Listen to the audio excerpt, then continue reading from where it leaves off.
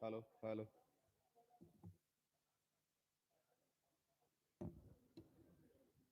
hello.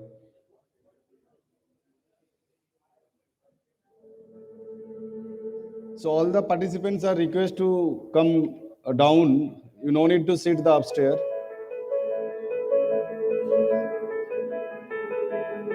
So welcome to day 2 ChemCon 23.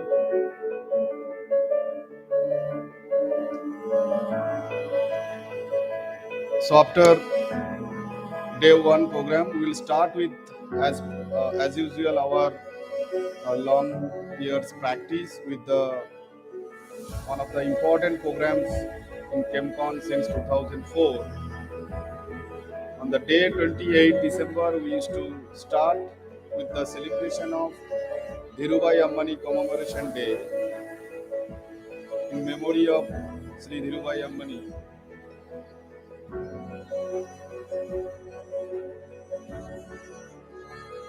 So now I would request our dignitaries to come on the dais for today's chief guest and Dhirubhai Ambani Orator, Padma Vibhusan, Professor M.N. Sharma ji,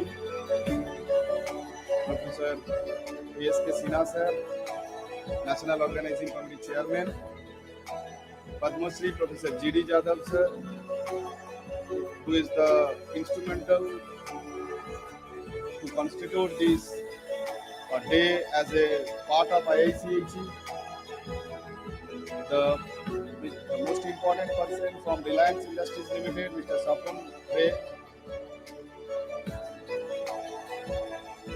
President Professor Anil Saroha, both the Vice President, Mr. Karthikeyan and Professor Rajanandan. Please come on the dais.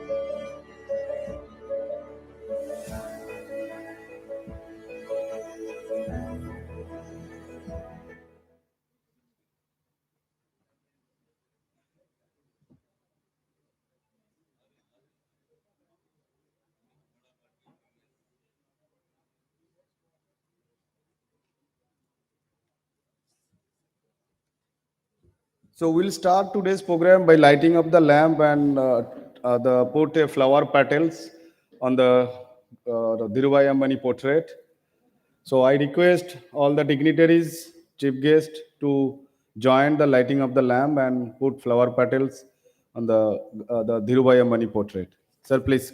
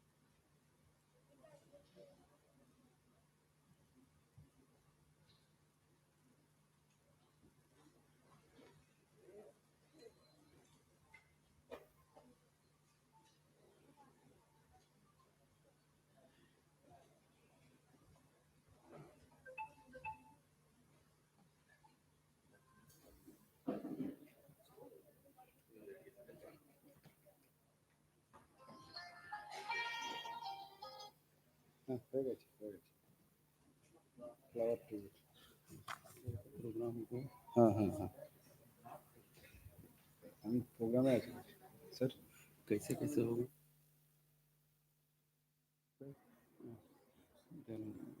Saroha ji नहीं sir.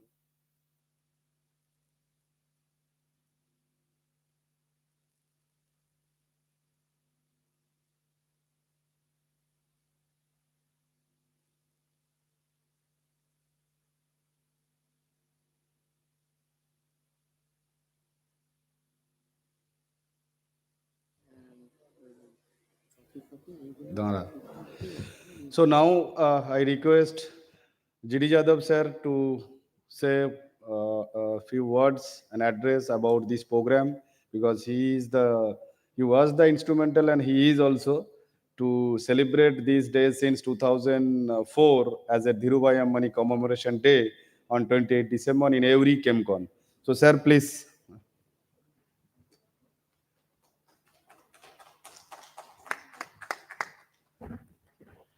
Good morning, everybody.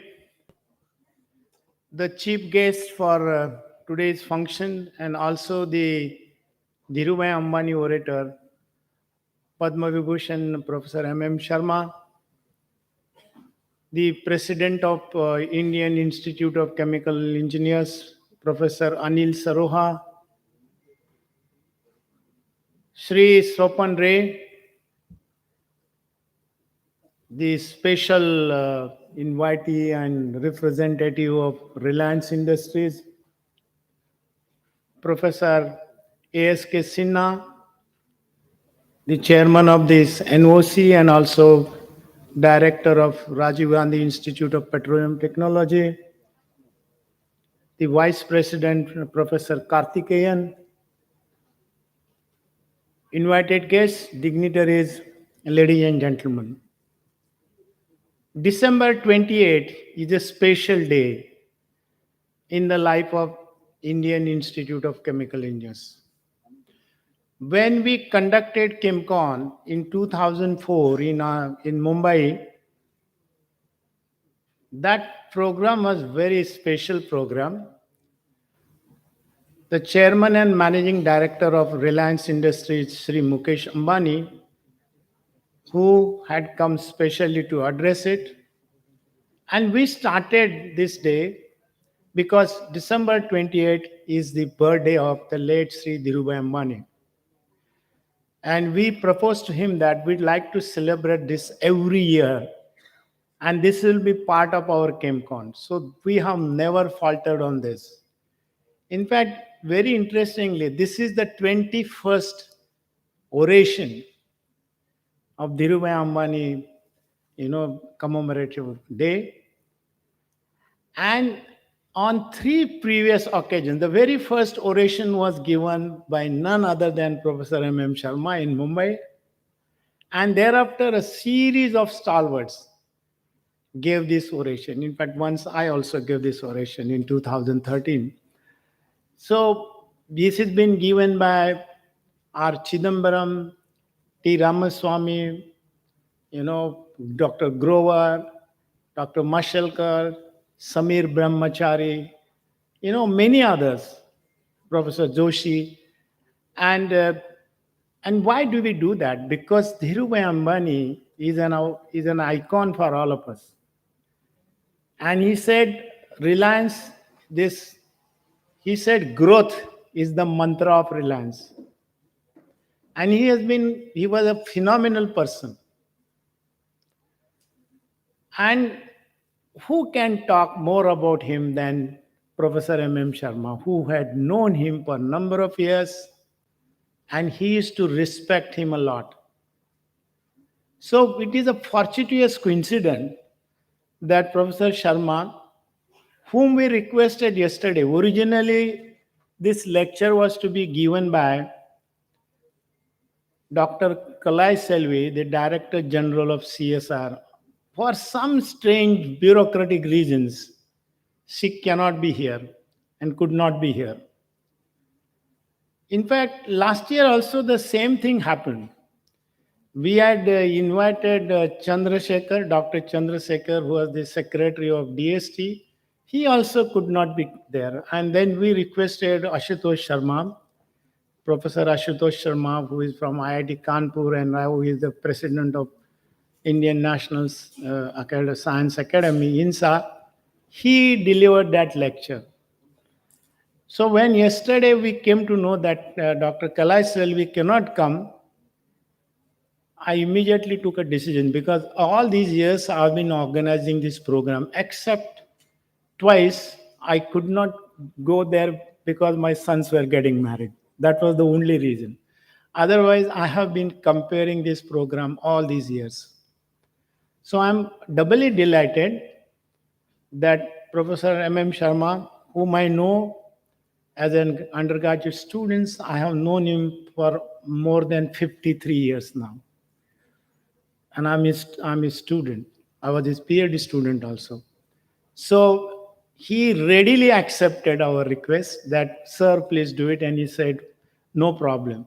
So actually, sometimes, accidents are good. Accidentally, Kalai Selvi did not come, and for 21st occasion, we say it auspicious in our tradition.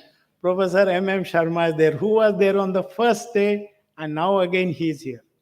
Ladies and gentlemen, if you want to listen to him, I don't know what topic he's going to talk, but I think it may be tracing the glorious history of chemical engineering and Indian chemical industry, or maybe for that matter, global chemical industry.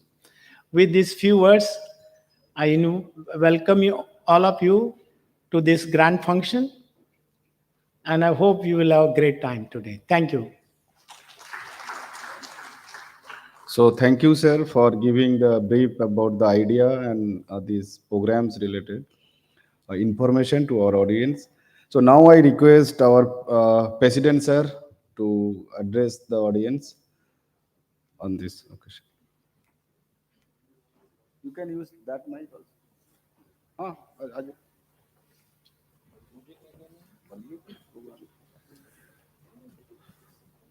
Good morning to all of you. Professor M.M. Sharma, the chief guest of the Dhirubhai Ambani Day, and the orator, Mr. G.D. Yadav sir, Mr. Sinha, Swapan sir, Mr. Karthikeyan, distinguished ladies and gentlemen. So today is again one of the days which we eagerly look forward to, the Dhirubhai Ambani Day. And as Professor G.D. Yadav has rightly mentioned, this has a special place in our hearts, in our ChEMCON. So, without taking much time and not coming in between Sri Sharma and you, I'll just request Avijit to continue. Thank you. So thank you, sir. Now I request Professor Karthikeyan ji to say a few words. Most respected Professor M.M. Sharma ji, Professor Yadav sir, Professor A.S.K.Sinha sir, and the dignitaries from the Dais, and my dear young friends from HIT, and also the delegates of IIChE and council members. Very good morning to one and all. It's the most important day in the history of IIChE. Every year we celebrate the Dhirubhai Ambani Commemoration Day on 28th. And this day is a special day because our Professor M.M. Sharma ji is going to talk. And I'm, like you people, I'm also very eagerly waiting for his talk. And wish you all the best. Thank you. Thank you for the opportunity. Thank you. Yes, thank you. And we had another Vice President, Professor Rajanandam ji. Sir, say a few words. You can use that mic also.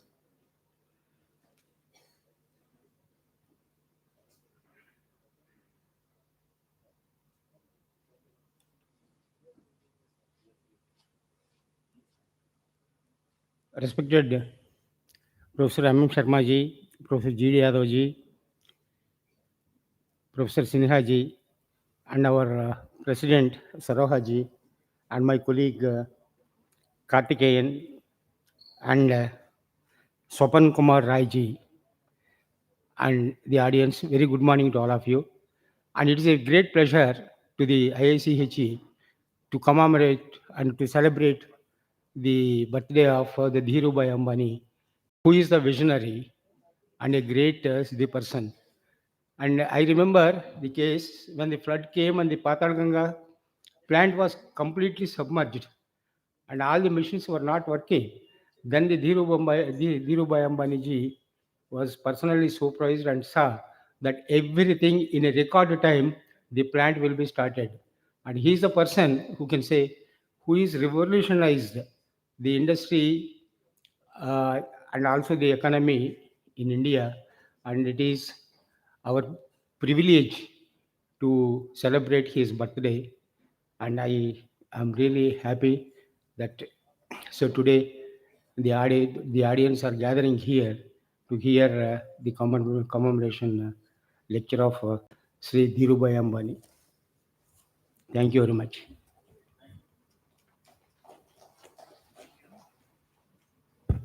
So thank you very much. So now we'll move on to the main program. So I would invite Mr. Swapan Ray to address the audience, and followed by our orator, Professor M.M. Sharma, will speak. So, no, citation that. Yeah.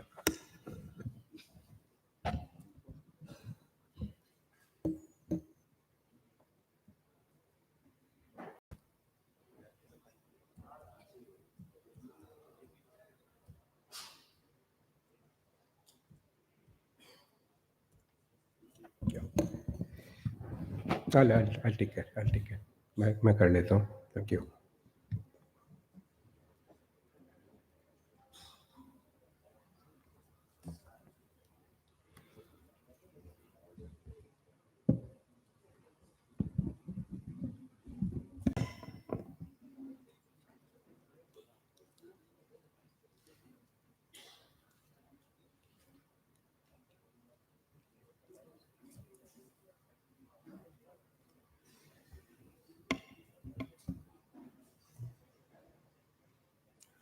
Respected Professor M.M. Sharma, Dhirubhai Orator of this morning, Professor G.D. Yadav, Chair of the session, Professor A.K. Saroha, our President of IICchE, Mr. Kartikeyan, Professor Sinha, and Professor Rajanandam, and other distinguished guests in this auditorium. Good morning to you, ladies and gentlemen, and good morning to all of you. It's a humbling experience for me to be amongst the luminaries here, and I must admit I'm a bit nervous. It's a humbling experience. And we heard quite a few talking about fondly remembering our founder chairman, and as a Reliance representative here, I would like to express my gratitude for that. Yesterday, we heard about the life and time of a legend, H.L. Roy.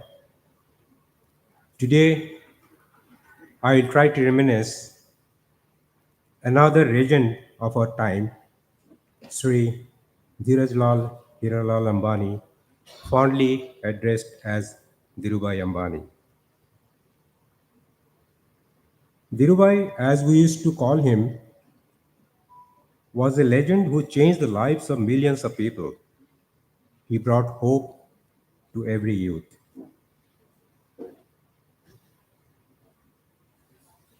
Think big, think fast. Idea is nobody's monopoly, he would say. His life was a saga of vision, courage, passion, and self-belief. Dhirubhai dreamt the impossible and transformed that into reality through grit and hard work. an inborn optimist with a positive mindset and an uncanny ability to identify opportunities, muster resources, and allocate them were the hallmark of his leadership. Fortune braves the brave. He would literally live by the adage. At a time when people would shirk from stepping out of the comfort of their home, villages, or the hometown, Dhirubhai crossed Arabian Sea to land at Aden, and this is a story well known in the Indian entrepreneur domain. There, after a short stint, this son of a school teacher returned with a princely sum of $200 to pursue his entrepreneur dream. He also brought back with him an indomitable desire to make it big. In a short span of less than 3 decades, Dhirubhai went on to create a business empire that became a shining example of his entrepreneurship. He demonstrated what he would always say: if you work hard with determination and with perfection, success would follow. Dhirubhai's corporate saga began in 1958 at a young age of 26 years. A small enterprise in Mumbai trading in spices. Later, polyester caught his attention. From then on, within a very short span of time, Dhirubhai rose to be the largest polyester filament trader in the country. Thus, the blueprint of today's Reliance was created. There was no stopping him after that. He just did what he believed in to be a part of the manufacturing juggernaut in India. Contrary to the past perception to which some of us are witness to, polyester was considered to be a rich man's fabric. He believed otherwise. He believed polyester is a common man's fabric and thus for Indians, common Indians, and that was the stage where he aligned his business ambition with Indian needs, the common needs of Indians. So he said, what is good for India is good for Reliance.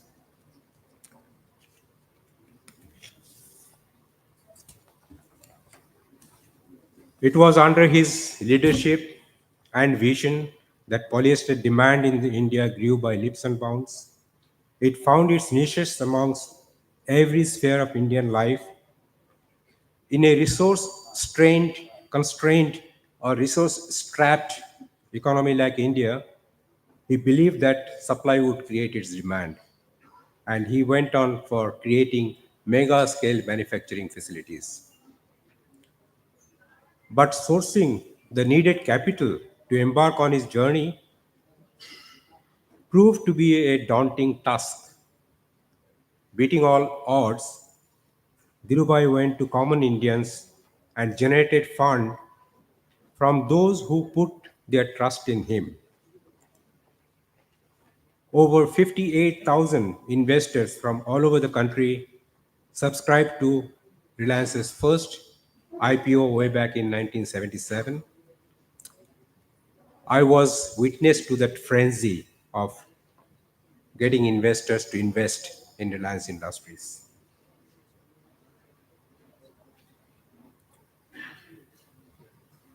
While Naroda was the stepping stone into manufacturing of polyester fabric, huge investments subsequently followed for yarn and its raw material in the back, going backward at Hajira, Patalganga, Hajira, and Jamnagar.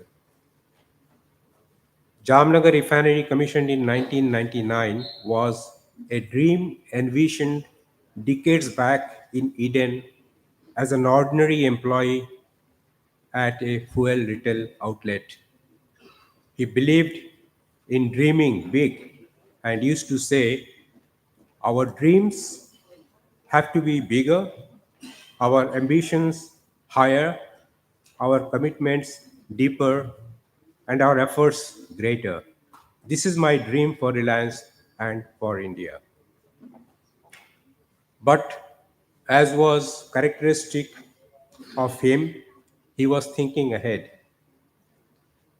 He could pick up the early signals of a potential digital revolution in India, spearheading the telecom revolution, a mobile service affordable to Indians, even the illiterates, to communicate easily with their near and dear ones was another dream that he pursued. His zeal, enthusiasm, farsightedness, and passion put Reliance and India on the global map in this emerging space at that point of time. I was fortunate to have been associated with this initiative. Do remember spending in the middle of winter long nights in a cold place like Delhi pursuing this dream. He was a visionary who carried with him ordinary Indians to attain impossible goals through hard work and dedication. His ability to visualize the future trends and his capacity to bet on it was commendable. He believed for those who dare to dream, there is a whole world to win. At Reliance, textile in the 70s, polyester in the 80s, polymers in the 90s, then the refinery at the end of the last century, followed by telecommunication, retailing, financial services, all are aligned to the need and aspirations of common India. We are all proud to be part of his dream.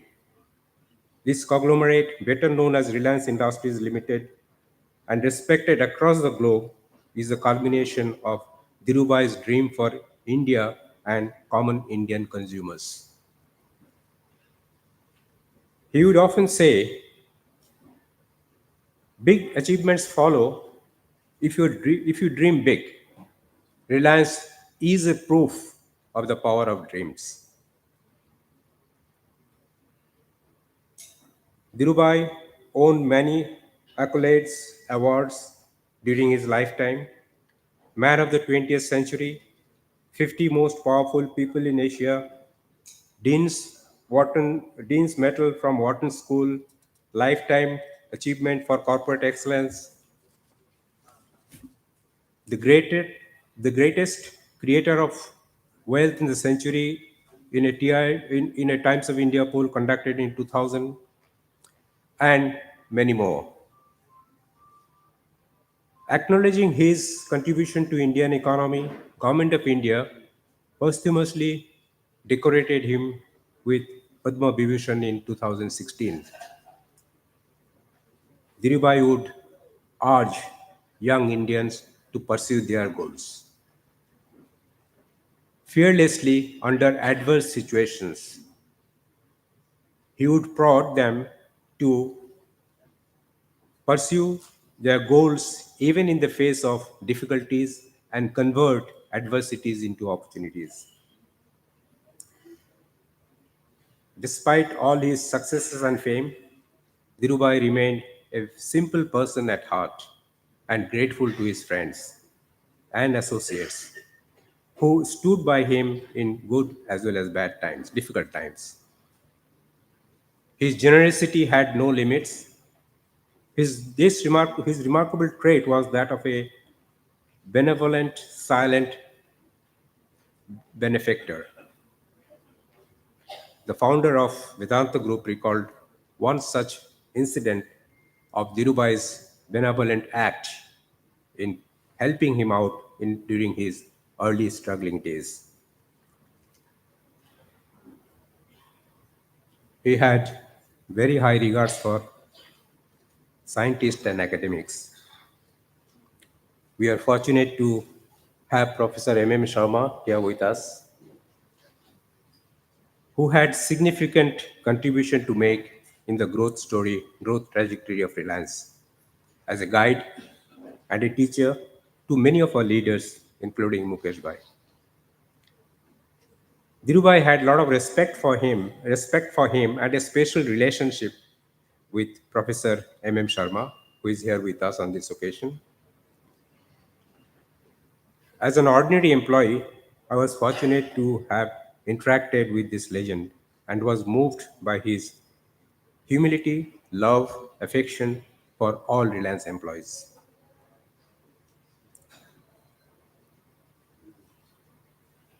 Today, the Reliance Group is a testimony of his strong will, single minded dedication, and an unrelenting commitment to goals. Underscoring his relationship with people who worked with him, people who had advised him, people who had supported him, he would always recall that between my past, the present, and the future, there is one common factor, which is relationship and trust. This is the foundation of Reliance's growth. Sadly, Dhirubhai is not amongst us, but his spirit is still alive and will continue to live forever, inspire us, and guide common Indian entrepreneurs.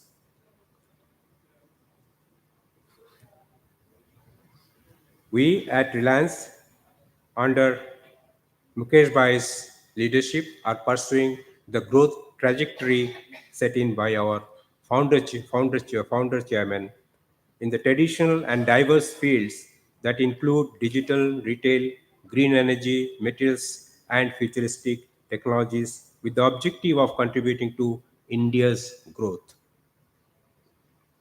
Mukesh Bhai sees India as a land of billion opportunities.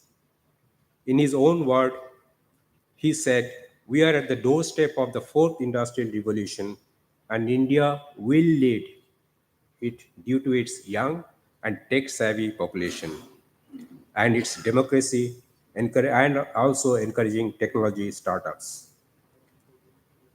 Today, Reliance is straddling across diverse fields with planet and people at the core of our business pursuit. And I quote Mukesh Bhai, "Reliance played a leading role in caring for India and Indians. During the pandemic, it's a very challenging time that we faced. We are now we now aim to care for the planet and people as we embark on our most exciting transformation to green transformation. Reliance is a saga of our founder chairman's legacy, and as Mukesh Bhai would say, I would like the story of Reliance to be told in that book, which has no final chapter, and one which is continuously updated with records of bolder initiatives and more glittering successes, and where successive generation of people at Reliance create even greater societal value and contribute to India's growth. Ladies and gentlemen, it's my honor to be here with you this morning and reminiscing one of the legends in India. Thank you very much.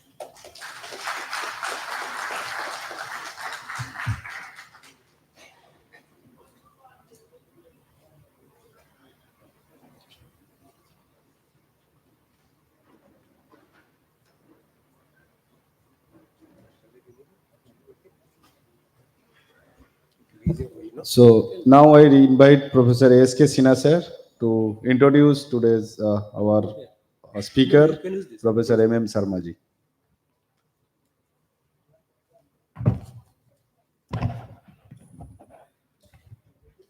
Good morning, Professor M.M. Sharma ji, the Dhirubhai Ambani Orator for ChemCon 2023, Professor G.D. Yadav ji, Swapan ji, the President Saroha ji, then Vice President Karthikeyan, and Raja Nandanji. We are into the second day of ChemCon and we are into very important event, a special event, Dhirubhai Ambani Commemoration Day, which we are celebrating since 2004. And I'm happy that on our request, Professor M.M. Sharma kindly accepted to give this oration today. And it is my proud privilege that I have been asked to read the citation of none other than the stature of Professor M.M. Sharma. So, Shri Dhirubhai Ambani, the founder chairman of Reliance Industries Limited, was an exceptional soul and an outstanding leader who epitomized the dauntless entrepreneurial spirit. He dared to dream on a scale unimaginable before in Indian history. His life achievements prove that, backed by confidence, courage, and conviction, one can achieve the impossible. In recognition of his unparalleled contributions to the industry and India at large, the Indian Institute of Chemical Engineers has been celebrating 28th December, his birthday, as Dhirubhai Ambani Commemoration Day, and an individual of exceptional qualities and achievement is chosen to deliver the Dhirubhai Ambani Orator. We are very happy and honored that Professor M.M. Sharma will deliver this year Dhirubhai Ambani Oration. Professor Manmohan Sharma is a legend in India and is a living encyclopedia of chemical engineering, technology, and industry. He is one of the most decorated engineers, having attained an image larger than life and having admirers around the globe. Born in 1937 to parents of modest income in Jodhpur, Rajasthan, his life story is a very enthralling and mesmerizing. He earned bachelor degree in 1958 from Bombay University, Department of Chemical Technology, ICT, and subsequently MSc Tech in 1960. He obtained PhD degree in 1964 from Cambridge University. At a very tender age of 27, he was appointed as professor by the University of Bombay and later went on to become the director of UDCT, the first chemical engineering professor to do so from UDCT. This was one of the many firsts in his illustrious career. Professor Sharma is an institution in himself, and his contribution to science, engineering, industry, society, and India at large is immense. His long list of honors and accolades is a mirror of mission of his life. Some of his most notable achievements are: at the age of 36, he became the youngest ever to be awarded with Shanti Swarup Bhatnagar Prize in Engineering Sciences. He is recipient of Moulton Medal of Institution of Chemical Engineers US for outstanding contribution in years 1971 and 1977. Fellow of National Science Academy, Vishwakarma Medal, Meghnad Saha Medal, Fellow Royal Society London, and its Lieberhume Medal, Modi Science Award, Millennium Man of the Chemical Industry, Lifetime Achievement Awards, Millennium Award of Indian Science Congress Association, International Fellow, the Royal Society of Engineering Fellow, Foreign Fellow, US National Academy of Engineering, and many more. To highlight, Professor Sharma is the first Indian engineer to be honored as a Fellow of the Royal Society UK in 1990. Professor Sharma guided 71 doctorates and 35 master's students and published more than 270 peer-reviewed papers in international journals, 2 books, and several chapters in renowned book and monographs. His studies on Bronsted-based catalysis in CO2 hydration and subsequently kinetics of COS absorption in aqueous amine and alkylamines brought out linear free energy relationship between CO2 and COS absorption in solution of amines and alkylamines. Such is the quality of his training and research that several of his collaborators have excelled in their career and brought honors to the university and to the nation at large. On behalf of IICHE and Reliance Industries, we are immensely pleased to confer the Dhirubhai Ambani Orator Award upon Professor M.M. Manmohan Sharma for bringing laurels to Indian science and technology and enhancing the prestige of our nation on this day at Heritage Institute of Technology, Calcutta. With these words, I request Vibhusan Professor M.M. Sharma to kindly deliver his talk.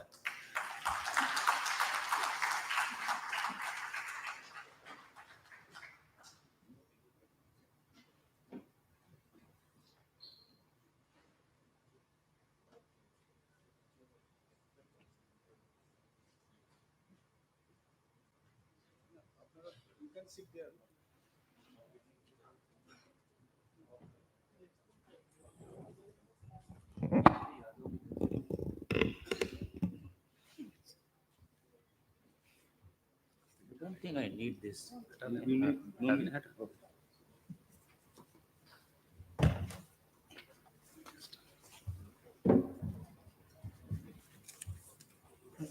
इसके ऊपर light यहाँ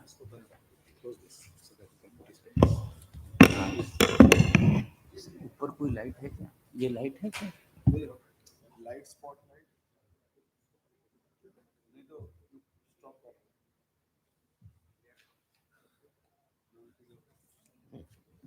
I may not refer, but I just want some light.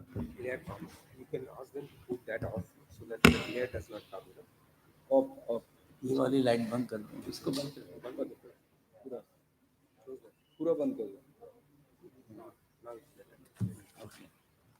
And if that light comes. Okay. Can some light be on? Spotlight. Light above this. Yeah, okay.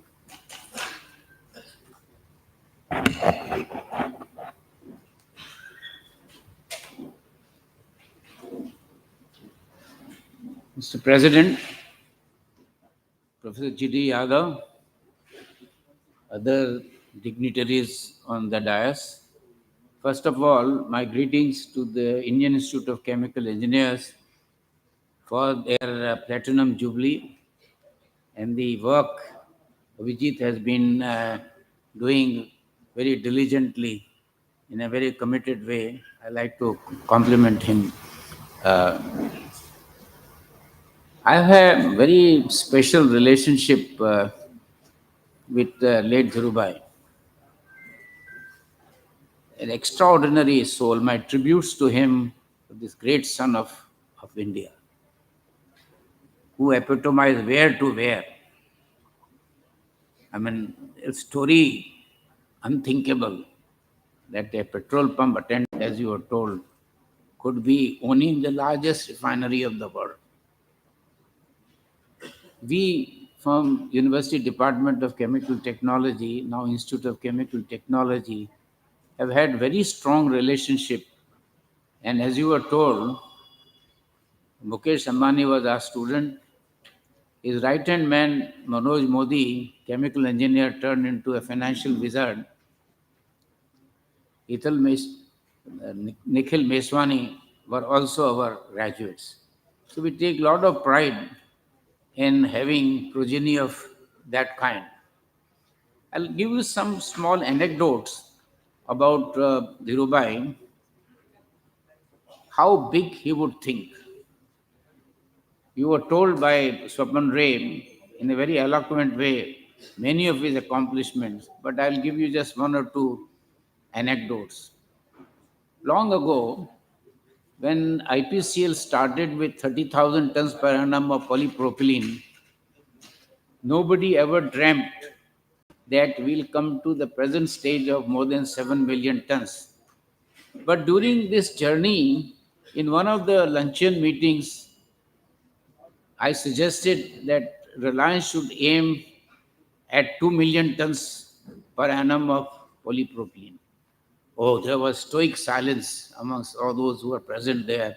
And he was the only person who said, we must do that. Then there was one particular item on which he wanted an opinion. I will not name that product. He just asked me, what do you think of it? I just said, throw it away.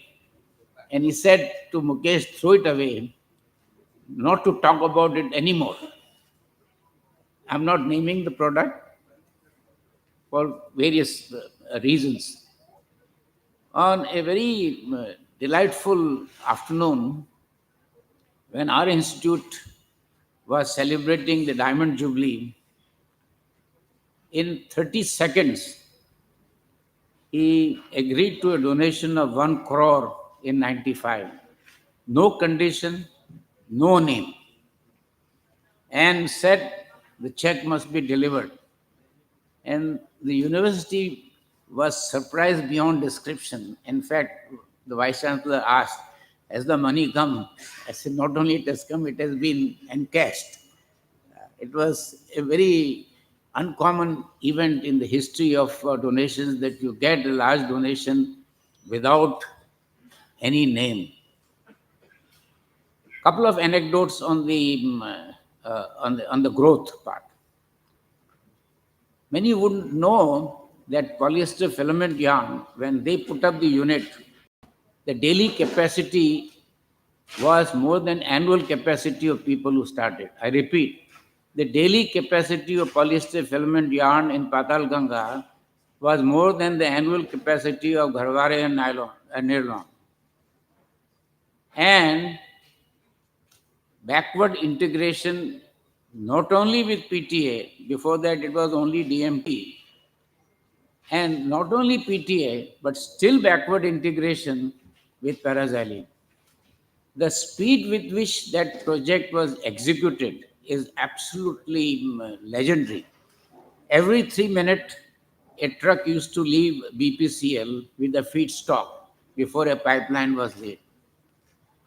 See, the execution skills, not only scale of operation, but the time during which you execute is better than anywhere in the world.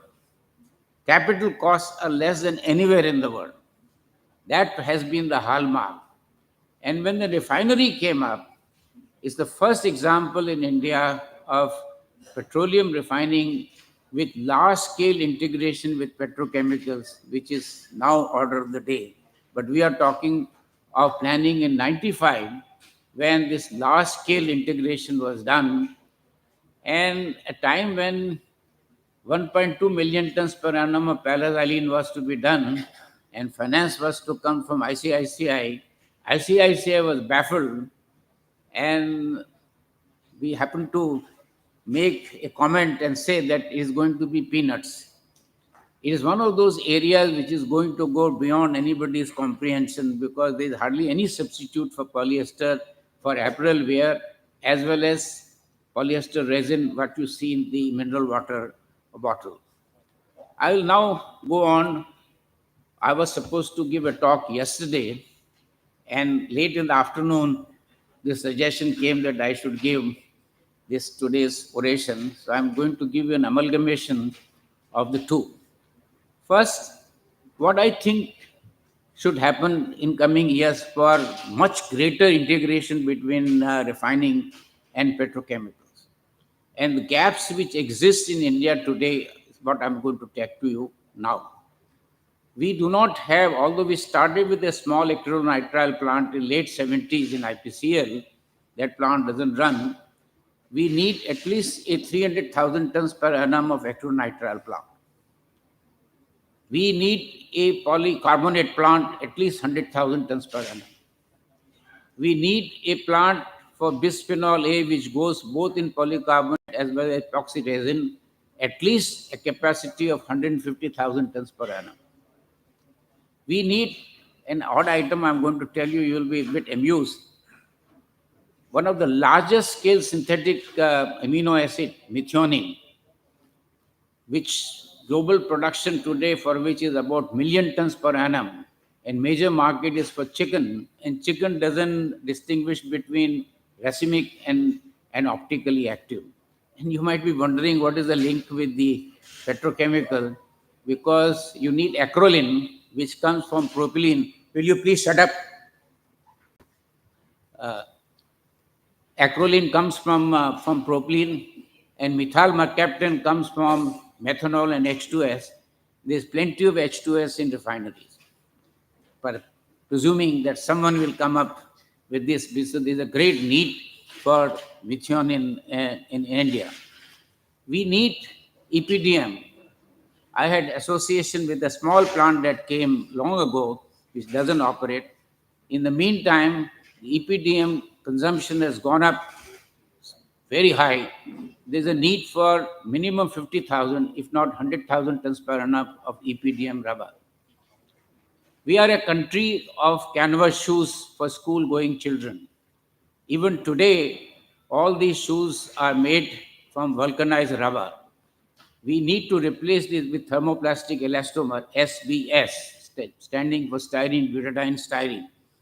At least 100,000 tons per annum of this thermoplastic elastomer is required. We have synthetic rubber, but we don't have the thermoplastic rubber, which is SBS. Styrene butadiene rubber we have, but we don't have the thermoplastic elastomer. We need that very, very badly. Opportunities are limited. Refining, for some reason, cat cracking, most of the operations which were for fuels are now being converted into petrochemical mode. The best example is cat cracker. The highest yield of propylene in cat cracking was in Jamnagar. This has been superseded in Orissa and in HMEL, because what used to be only 4% of the feed as propylene today is approaching closer to 20%. And if chemical engineers and catalyst scientists work hard, there is a possibility of propylene yield going up to 25%, maybe even higher, which is called deep catalytic cracking.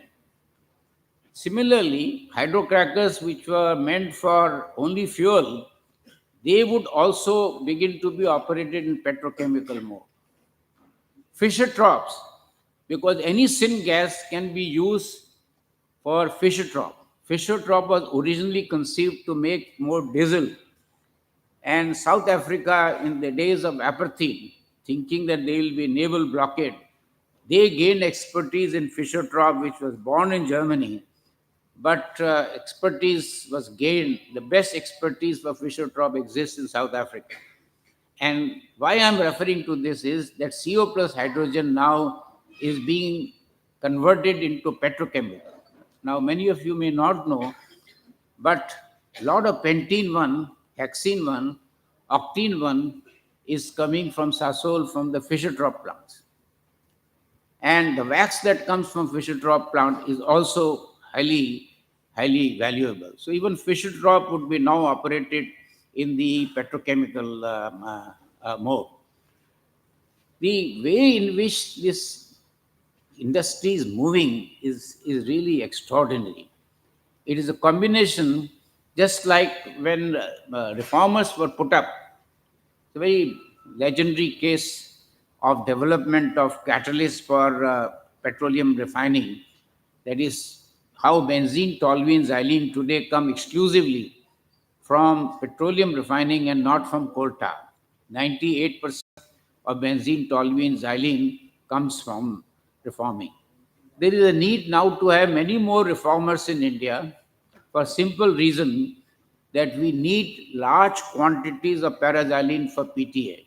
If you look at the total production of polyester of all varieties in China, we look like a bit of a pygmy. We are like 20% of Chinese production with similar population. In fact, now they say little more. That hydrogen that comes from reformer becomes very handy in a petroleum refining operation, because as a rough rule of thumb, you need 1% of crude oil as hydrogen for hydroprocessing units. In fact, one of the challenging problems for people, because so much H2S is produced and all our sulfur globally as well as in India is from H2S via Claus process, and no mined sulfur is done anywhere in the world today. In fact, people are forecasting surplus of sulfur, and people are looking for ingenious new uses of sulfur, including for asphalt, modifying asphalt. And by the way, asphalt is also modified with SBS. Now, this is a very interesting situation, that you want hydrogen and you're getting hydrogen from reforming. And you can take C7, C9 cut so that there is no more extra benzene production, because benzene cannot be blended with petrol for various reasons of toxicity. This reminds me that as of now in India, the C9 aromatics are not valorized. In C9 aromatics, we have pseudocumene, that is 1,2,4-trimethylbenzene. We have mesitylene, and we have ethyl toluenes. And with the elaborate system of distillation, they can be separated. We need to produce more trimallitic anhydride to make very sophisticated plasticizers, non-migratory plasticizers for PVC from trimallitic anhydride. And mesitylene goes to trimesic acid, whose acid chloride is used to make very sophisticated membranes. Thus, you will see there is a galore of opportunities. We don't have any alpha olefin production, that is ethylene oligomerization. Butene 1 is being done in India. Hexene 1, whose requirements have galloped. We are still not having a single plant in India to selectively oligomerize ethylene to hexene 1. There is a great need for that. We need octene 1 for many LLDPE varieties. But we also need C10 olefin for making synthetic lubricant. Lubrizol makes very large quantities of trimer of decene 1, which is hydrogenated. It's one of the finest synthetic lubricant that is being used in industry. And C14 to C18 are used to make what we call AOS, alpha olefin sulfonates, which can even tolerate brackish water. I mean, place like Calcutta, the underground water is somewhat brackish, and AOS can tolerate all that salinity, even up to 5,000 ppm without any problem, even more. There is a dire need to have an alpha olefin plant in India. I've been trying to advocate this with different refineries. There is some success, but much more remains to be done. My purpose of mentioning all this is the motto of Dhirubhai: think big, act fast, execute fast, and have the respect for the capital, so that you are benign on the capital expenditure. Opportunities will remain. India is a country where the market prospers when you make things in India. You can take any area. When Swapan Roy talked about many things about late Dhirubhai, he did mention that when mobile phones were to come, the most outstanding example in India of all inclusive growth. Remember, early days, people, it was very snobbish to have a mobile phone. Today, it is snobbish to say that I don't have a mobile phone. And I remember my carpenter telling me, साहब आपके पास mobile phone नहीं है? मैंने कहा नहीं है मगर काम में नहीं लेता हूँ. मैं तो काम में लेता हूँ. I was so delighted.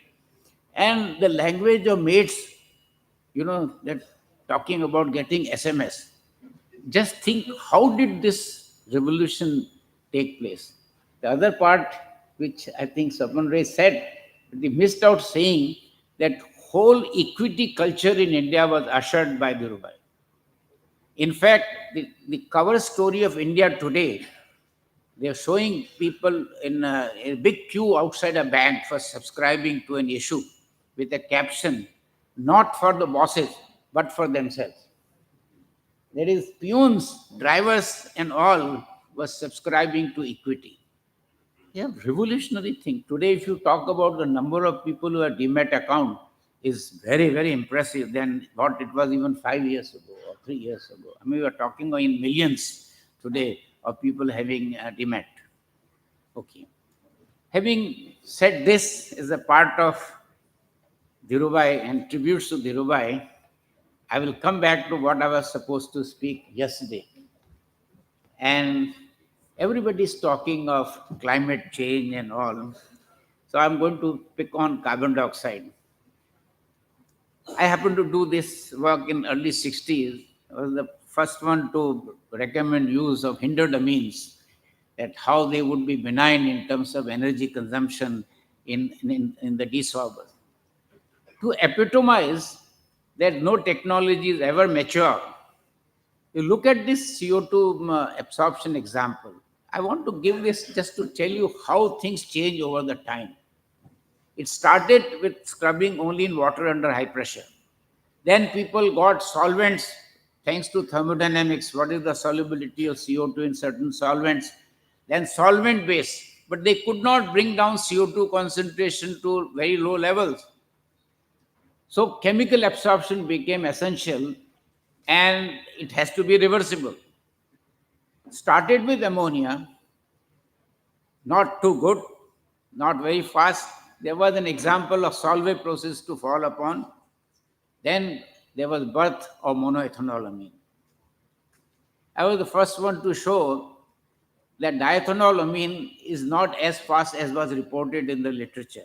In fact, the rate constant reported in literature was actually 4 times the actual one. I proved it. But at the same time, I was able to show that there are other secondary alkanolamines which work much faster than diethanolamine. This is the background. Now, the number of papers, I see where they are sitting in the number of papers that have come with all kinds of amines. I had only handled 30 amines, is just unbelievable. But what is remarkable in this area is because CO2 has to be removed, before you talk about where you are going to take this pure CO2, you need to remove CO2. The absorption, desorption processes are again very important. Energy consumption in the desorber is the critical factor. What are the new innovations there, which was not even thought few years ago? How can you catalyze desorption? How can you use ultrasonication to promote and bring down the energy consumption? There are erudite papers in the literature. I expect this to be commercialized in the near future with the better alkanolamines and hindered amines and catalyzing, because energy consumption is the critical factor. People, I'm going to concentrate on separation technology because in any chemical plant, including in bio conversions, the main capital cost and energy cost is in separation technology. And our workhorse is distillation. And there was a nice paper some time ago when people say it is a mature subject. The title was, "It isn't a mature subject." And what are, quite apart from new packings and new plate columns and all, we had the invention of divided wall column. The most outstanding application of divided wall column is in Sasol for purifying octene 1, 300 stage distillation column to get octane 1 free from isomers. Just imagine what would have been the cost, capital cost, if divided wall column was not used. What would have been the energy consumption if divided wall column was not used? And how you are integrating the energy cost being the critical cost, how we are integrating in the distillation column systems. There is a very interesting innovation now. Even in vacuum distillation column, we can use heat pumps to recover the energy. One such instance where I was associated, the payout of getting steam out of the overhead condenser instead of normal condenser, put heat pump and all, was 6 months. In fact, I would urge people who make sure that you make use of energy recovery, because earlier people said temperature above 130 at the top was minimum. Today we are talking of even below 100 in vacuum columns, which can be subjected to heat pumps, and you can recover a major part of the energy which you have put in the reboiler. And therefore, the energy, which is the big factor these days, it was a factor always, but it has become much more prominent because energy is also associated with the CO2 emission. So this has been the fate of, look at solvent extraction. How reactive, in distillation, reactive distillation became very important. The protocol for design of this reactive distillation has also been doubted. And one of the most outstanding example of reactive distillation was NTBE production. And that too with cationic ion exchange resins as catalyst. Very unique example. Few million tons of MTBE were made in reactive distillation column. Now they are talking of doing this for cumene. They are trying to talk about ethyl benzene because you are able to make use of the heat of reaction for distillation. So reactive distillation. Now reactive distillation actually in a part got real input from reactive extraction. And I take you back many years ago when uranium had to be recovered. Uranium ores are very lean, and you do hydrometallurgy. Now, how to win the uranium from aqueous solution? It was only possible by reactive extraction. And reactive extraction then was applicable to lean copper and nickel ores. And interestingly, we, in our tribal habit of chemical engineers have contributed much more to hydrometallurgy than metallurgists who are more occupied with physical metallurgy and to some extent with pyrometallurgy. Hydrometallurgy globally, whether in United States, South Africa, Australia, Canada, was largely done by chemical engineers. There are many more developments in this area. Where will be the new areas, rare earths, use of solvent extraction? But in my judgment, momentous developments are going to take place in adsorptive separations. The reason is simple. Go back to earlier days when we had only alumina, silica. Today we are talking of MOF and COF, where the area is 3,000 square meters per gram. 3,000 square meters per gram. Look at the capacity of the COF, and with development, the cost will come down. Even more interesting, of course, during COVID time, PSA became important. Every man in the street knew PSA, but didn't know what PSA stood for. Great gift of chemical engineers, great gift of the prowess of simulation. Without prowess of simulation, pressure swing adsorption would not have been possible. Adsorptive separation, the same CO2 that I referred to earlier, where nobody thought that adsorptive separation will do the job. Ammonia plants today have CO2 removal.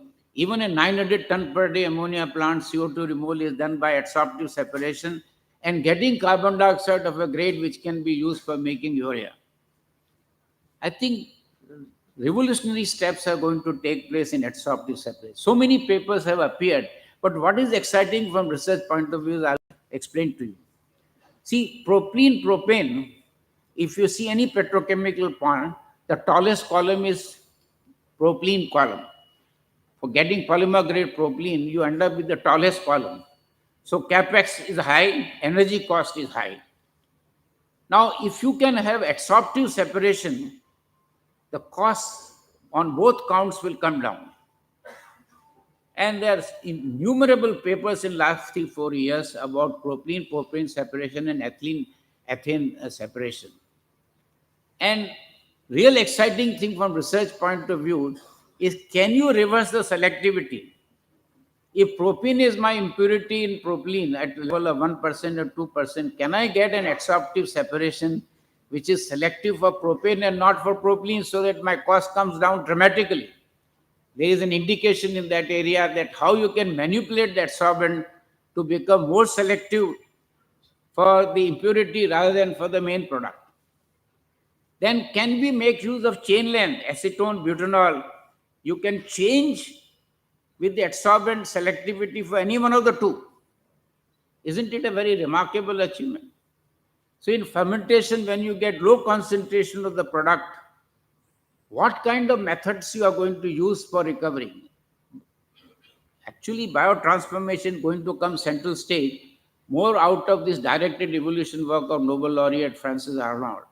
In fact, we are talking of vanillin by fermentation, we are talking of farnesene, people are talking of isobutylene by fermentation, isoprene by fermentation. I mean, there is no end to it. And I always give a very simple example that second war produced 2,3-butylene glycol by fermentation. Today we have 1,4-butanediol commercial production. And we already have bucks which can give you 1,3-butanediol. Don't you think it is a marvel? But recovery is where capital investment and energy cost is, and how you are going to recover by different methods. And I'll then switch on from adsorptive separation, giving you the various facets of adsorptive separation to membrane separations. But before that, I want to talk about crystallization. Pharmaceutical industry is a very big industry. In the $5 trillion per annum chemical industry, $1.2 trillion is pharma. And practically all products are crystallized. And chemists do hard work, put up a plant, and I want to dramatize and tell you, plant is ready, the product is not sellable, it has the organic purity, but it doesn't meet the specification of particle size distribution, loss and drying. And then you struggle hard to existing plant to set that problem right. Bulk density is not right. I'm seeing this from hard experience. In one particular case of an antibiotic where bulk density was 0.4, plant was ready, big investment, it won't sell. And that bulk density had to be raised to 0.65. And in the existing plant with existing people, putting knowledge engineering, it was done. Now, polymorph is a very big thing. So crystallization, which in the early chemical engineering literature, if those of you went through chemical engineering 50s and 60s, you would find one the classical example of thiosulfate crystallization, a very trivial crystallization. Today you are talking of very sophisticated crystallization, and when we talked of adsorptive separation, how we have even chiral separations through chiral columns with simulated moving bed contactor. Big image. Just like in the petrochemical industry, we had CCR, continuous catalytic reformer, moving fixed bed. So crystallization is also a very, very critical, and many advances are taking place because it takes simple example of precipitated calcium carbonate. How you can change conditions to get 3 different crystalline forms, calcite, veterite, aragonite. So predictive methods, experimental techniques, how you can modify. Sometimes you will have a demand that I want amorphous.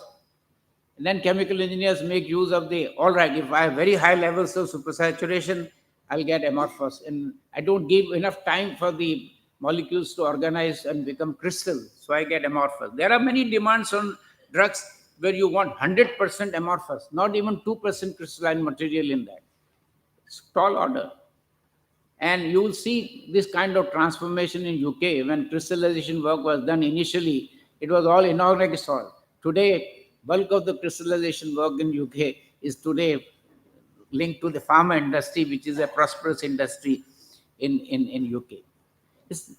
Membrane separation have come in a central stage, and in everyday life they are playing a role from RO, and RO has become byword with anybody in the street. But what are the real advances apart from hollow fiber? What is the real exciting thing in membrane separation today? That today you can do nanofiltration, and it is revolutionizing separation because you can sieve out molecules with molecular weight 250 and above. and that too in aggressive solvents like DMF. We have today polymeric membranes which can stand DMF, dimethyl acetamide, and they are already being used commercially. And I've had some association in this area. This separate nanofiltration, tomorrow we might come down to molecular weight of even 200. And imagine how much would be the cost otherwise. Here I am able to do, I am able to recycle solvents without distillation. Now look at the energy cost in a membrane separation. So low compared to distillation. In extraction, you don't get the final, you have to finally recover from the extracted. Then the story doesn't end here. What about charged membranes, which can separate divalent from monovalent? Now, since you are talking a lot about materials and all, lithium is center stage. You look at the ores of lithium, what is their concentration? A big impurity of magnesium. You will see tomorrow charged membranes being used to remove magnesium because divalent from lithium. Imagine how these separations, how difficult these separations would be otherwise, and how easier they are with the charged membranes. Charged membranes will make a world of difference in the. Then, of course, coming back to integrating, these today, how you combine different methods, how you combine distillation with per-evaporation. I'll call azeotropic distillation classic example. We all did azeotropic or extractive distillation. Then we came down to adsorptive separation. We also have per-evaporation. Depending on circumstances, we use any one of them. Depending on, just like cryogenic, all cryogenic companies have not only cryogenic separation, they have adsorptive separation, they also have membrane separation. Because depending on different markets, they will use one of them. So the membrane separation is really going to kick-start in a much bigger way than we are inclined to believe. So separation technology in the whole field of material science or in energy, you look at all the critical components. I just took the example of lithium, that you will be recovering lithium from various ores. How do you separate lithium from all other?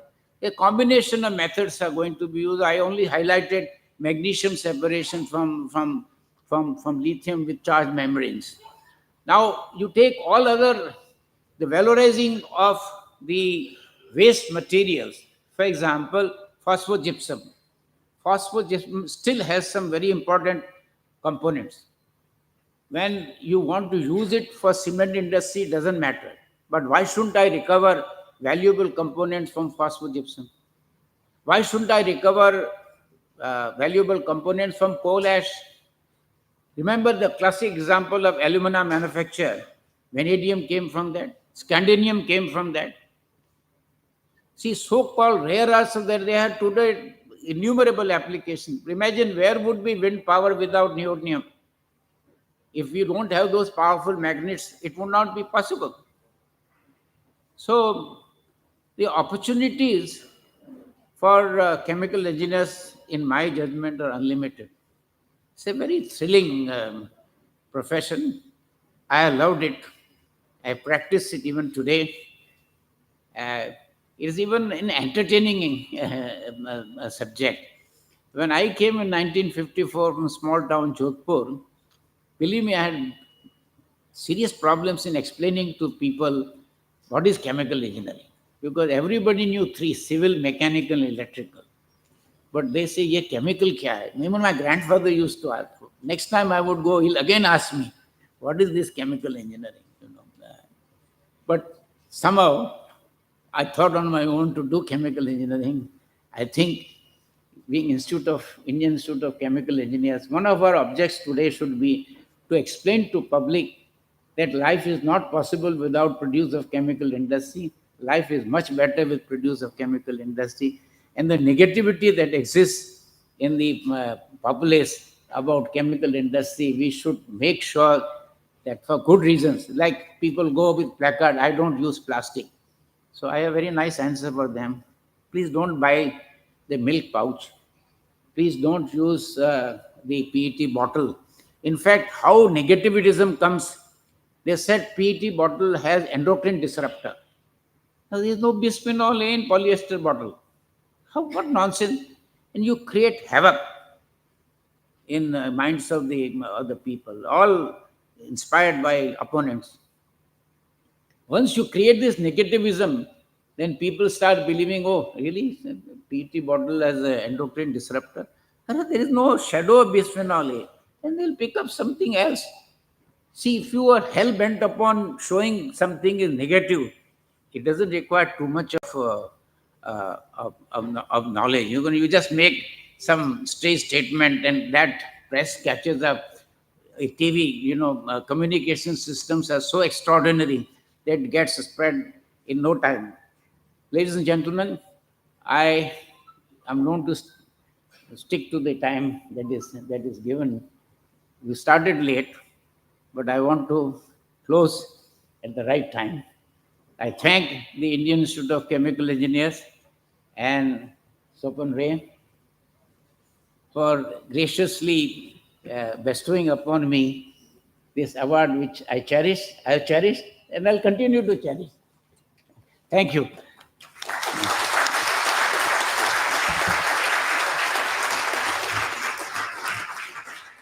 Thank you, sir, for your enlightening speech.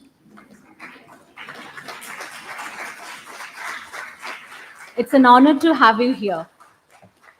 Now I would like to request Professor Anil Sharma, President IICHE, to felicitate Professor M.M. Sharma on all our behalf. I've had enough felicitations.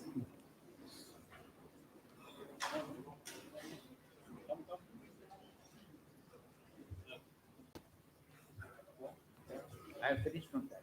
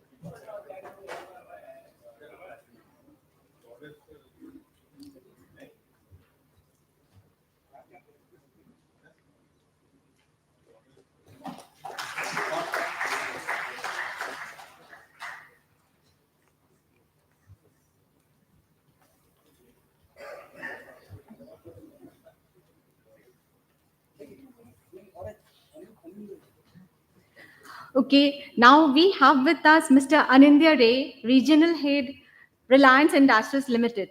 Sir, please grace the dais with your presence. Please come up to the dais, sir.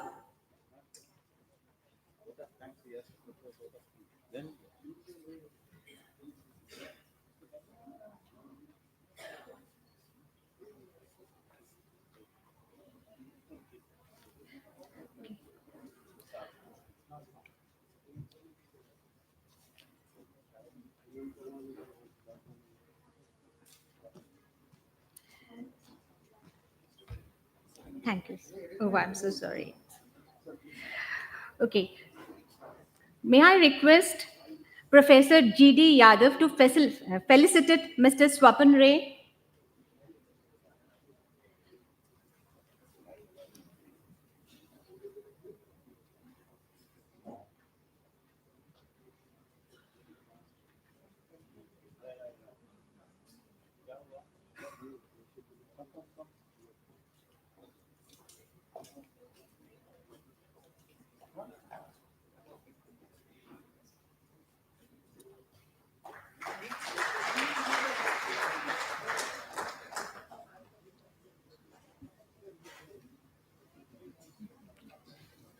Thank you, sirs.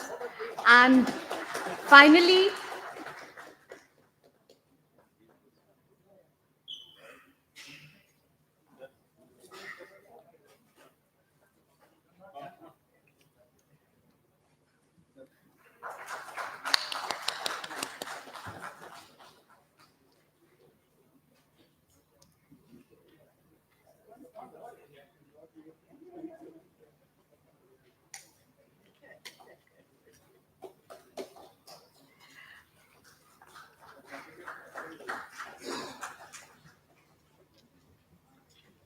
may I now request Professor A.S.K.Sinha to felicitate Mr. Anindya Roy, on behalf of IICHE.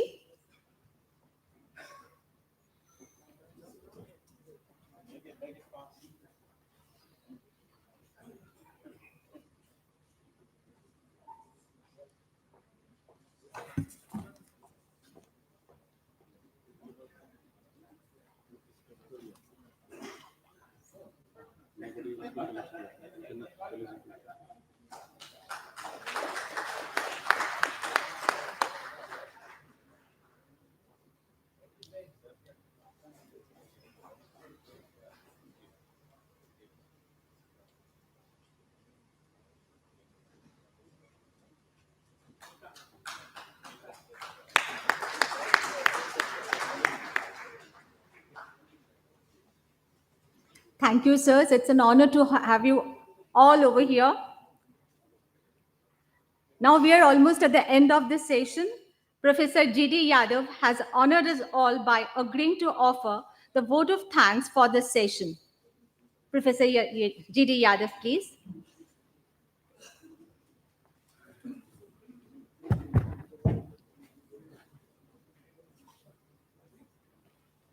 Ladies and gentlemen, all of you would agree with me that sometimes accidents happen, the main speaker or minister doesn't come, and we get a feast. What a delightful lecture it was by Professor M.M. Sharma.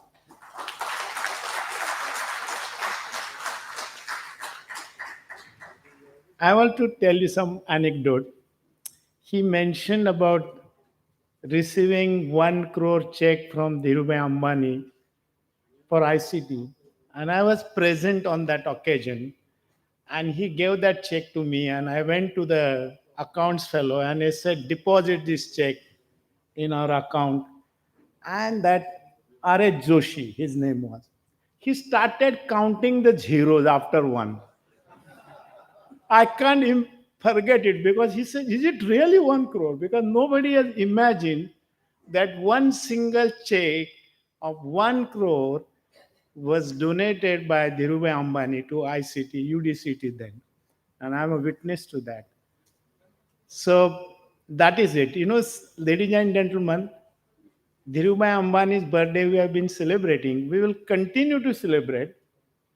And every year we'll have, lectures of this kind. But this today was really a unique day for us because Professor Sharma gave you a glimpse of everything, what chemical industry does, what chemical engineers can do, whether it is adsorption, crystallization, reactive distillation, catalysis, name it, separations of close boiling, compounds, petrochemicals, name it.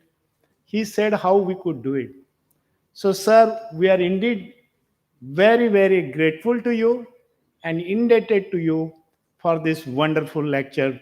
Once again, ladies and gentlemen, please give him a big round of applause to Professor Sharma.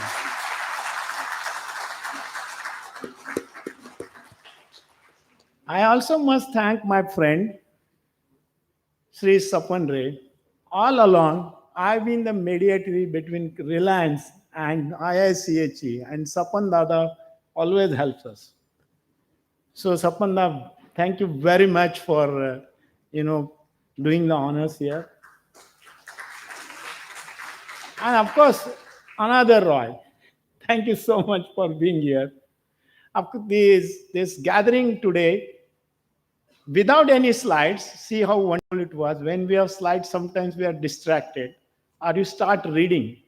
But this was something different, you imagine. And I always had the honor of listening to Professor Sharma for all these years when he gave lectures without any slides. Thank you very much for this program. We are going to break for some time. No, we are not going to break. We are not going to break. Good thing. So we will have the next program immediately. Thank you very much.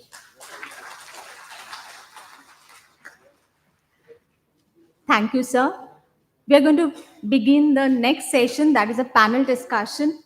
But before that, there will be a signing of memorandum of understanding between IICHE and AICHE. May I please call upon Mr. Vishwanath Chattopadhyay, CEO of IVL Dhansuri, and Mr. Veera Boddu, representative from AICHE for this purpose. Please grace the dais, sirs.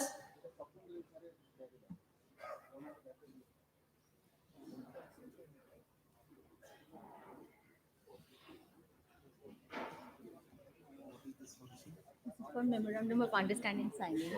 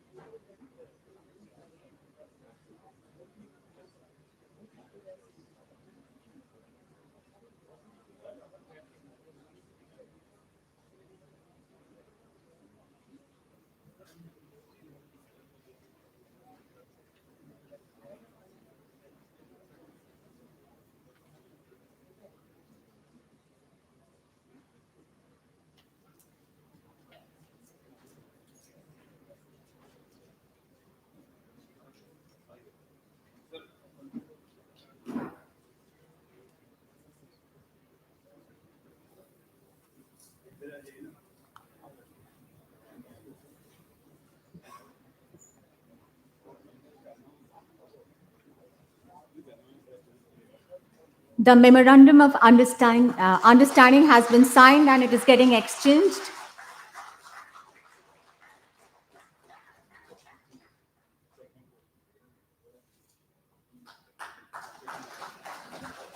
The MOU has been signed between IICHE and AICHE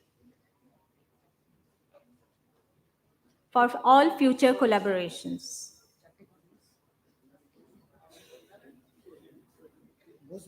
ওইখানে রেখে দিলেই হবে না না আরো আরো দুজন ঢুকবে দাও দাও দাও দাও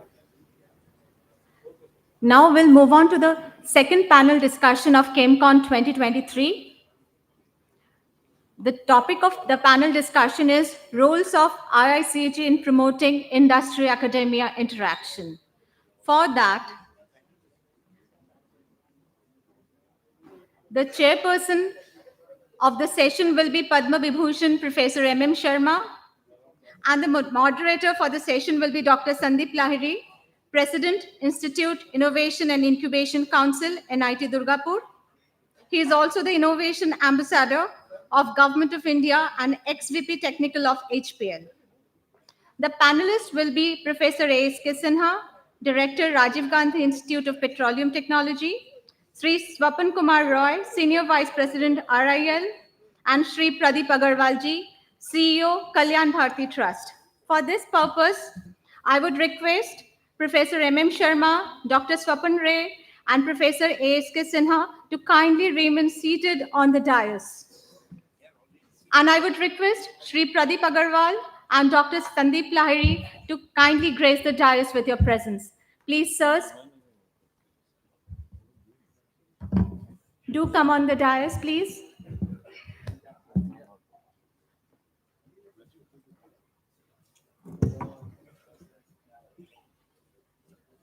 Now, Dr. Sandeep Lahiri will be taking over the entire panel discussion and conducting it. Thank you, sir.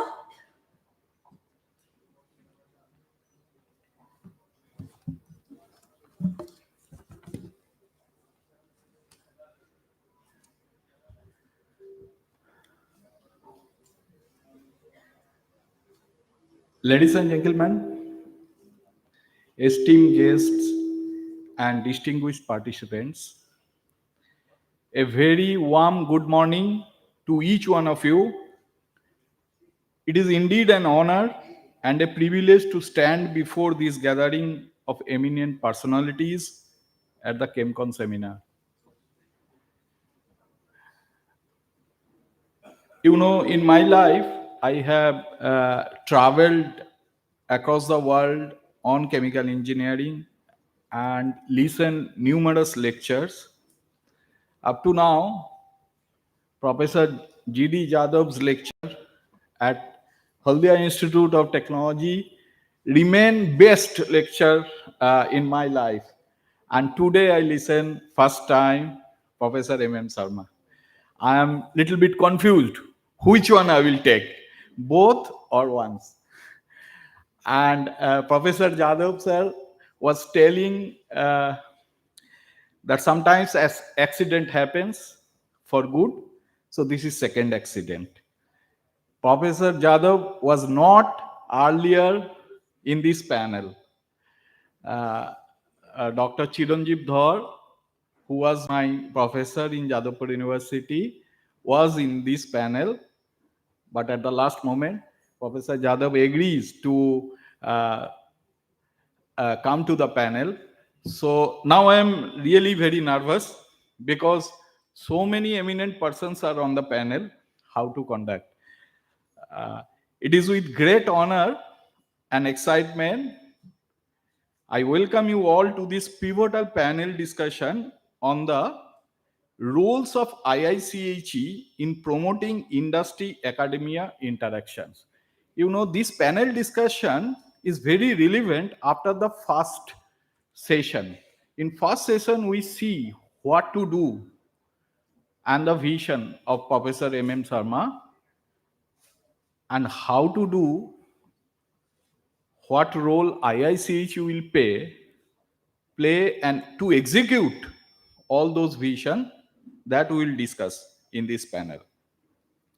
So this topic holds immense significance of the future of our field, and I am truly grateful to have such eminent personalities from academia and industry grace this stage today.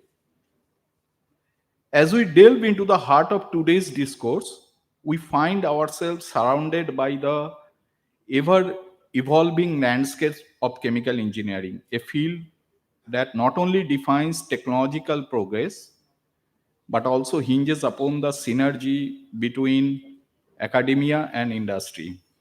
Today, we are here to unravel and discuss the profound roles played by the Indian Institute of Chemical Engineers, IIChE, in fostering and promoting this crucial interaction.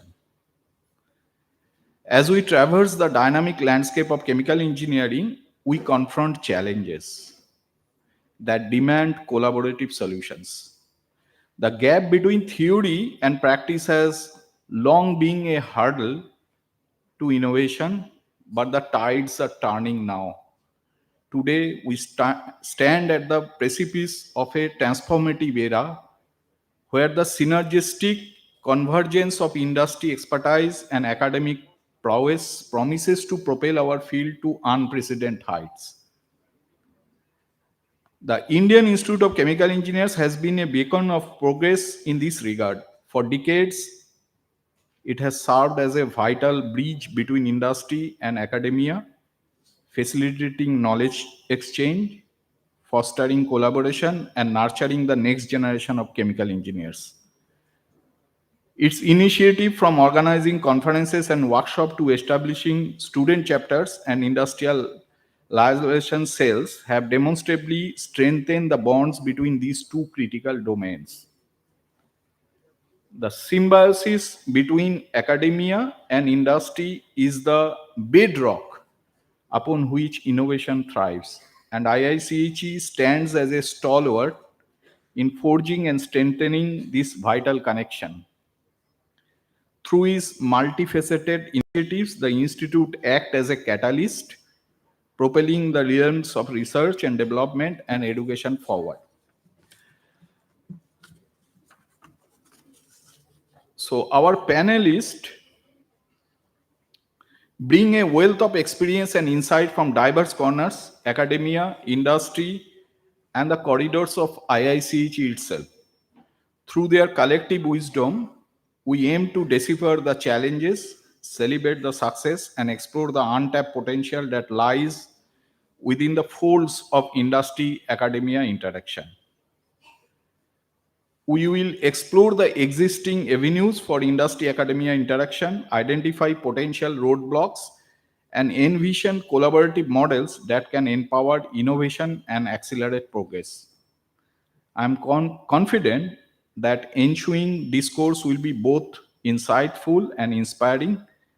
The collective wisdom of this panel holds the potential to chart a new course for IIChE, one that strengthens its role as a catalyst for transformative collaboration in the years to come.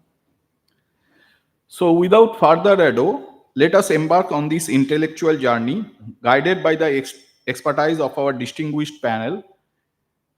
I invite and welcome each of you esteemed panelists to share their perspectives on the role of IIChE in promoting industry-academia interaction. Together, let us unravel the tapestry of collaboration that contributes to the advancement of chemical engineering and, by extension, the progress of our society as a whole.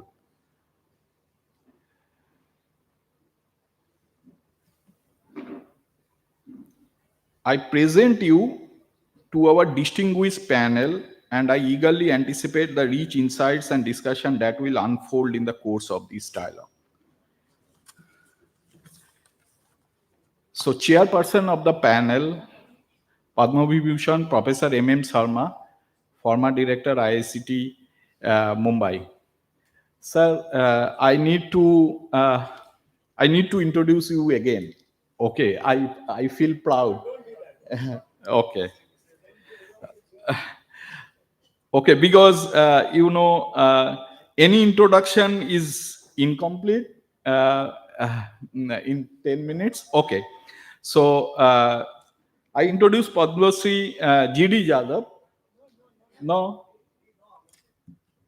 Okay. Actually, I was eager to tell this because, I know each of one of you know them very well, but still there are some new students. Okay. Okay, so I will introduce Professor A.S.K.Sinha, Director, Rajiv Gandhi Institute of Petroleum Technology.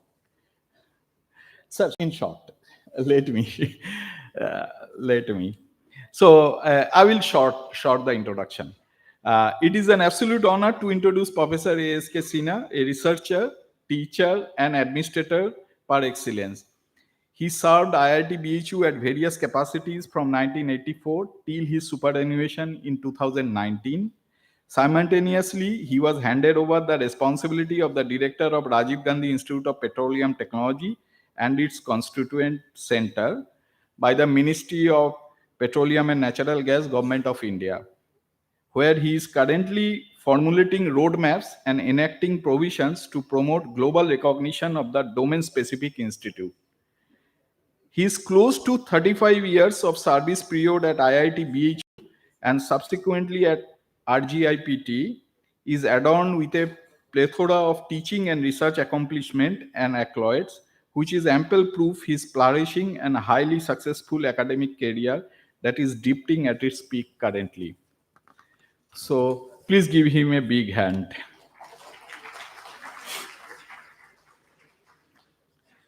Now I will introduce in short Mr. Swapan Rai of Reliance Industries Limited. Huh? Already introduced. Okay. So let me introduce the other panelist. My other panelist, which was still not introduced, Mr. P.K. Agarwal. So let me go through his profile. So one line? Sir, one line is not sufficient. My English is not so so strong that I can. Okay, so presently I will make it very short. Presently, he is the Chief Executive Officer of Heritage Group of Institutions, providing K-12 education, along with providing education in the field of engineering, management, law, media, science, arts, and commerce to over 10,000 students from its campus in Kolkata. You have such a nice campus, sir. These institutions have, sir, please give him a big hand.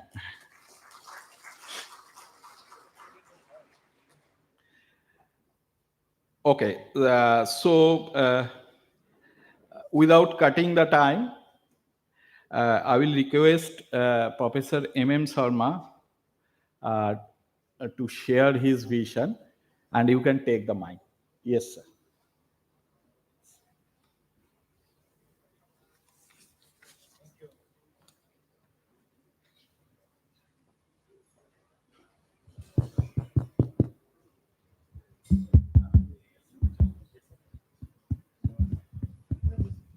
Hello? Hello? Can you hear? Well, let me first of all compliment the Indian Institute of Chemical Engineers to have this panel discussion. Not the first time such kind of discussion is taking place. Nowadays, in everybody's armory of giving advice, there must be greater interaction between universities and industry. It's easier to make that statement than to practice. We have practiced for decades. So we have some moral credentials to talk about. Before I comment on how we have interacted, I would like to hear from colleagues. But I just make one major statement that this will not flourish unless it is mutually beneficial. If it is one-sided, it will collapse. It has to be mutually beneficial. To you have to dissolve, I'm using the word dissolve your egos. Each side has an ego. And if you go with ego, you will not succeed in this collaboration. The last one, which with due modesty I practice all my life, is to say when you consult with industry and interact with that, the person is encouraged to say if something failed, that the idea came from me. So I said, please, whenever something fails, you will have no blemish, just say the idea came from Sharma. The reason for this is, in India, in our cultural habit, we don't own any failures. So if you don't have ownership of failures, the industry, university collaboration will not flourish. Lastly, CSR gives you an additional opportunity for these interactions. So with this, let me start with Swapan, person from industry. And he takes very keen interest in interactions. In fact, the polymer course in Somaya College is taking very active role in bringing industry and academia together. So I think he's well placed to make some comments. Swapan. Thank you, sir. Actually, it's an honor to be here amongst in the panel amongst such luminaries. I am probably an outlier here. I do not have a formal background in chemical engineering. Whatever I could pick up, learn is from people like him and others who are in the academic field. And from that experience, I can say that if there is an interest, we can always learn. And one of the greatest mode of learning is experiential learning. I had no clue what a column looks like. I'm a mechanical engineer, so I didn't have all those background.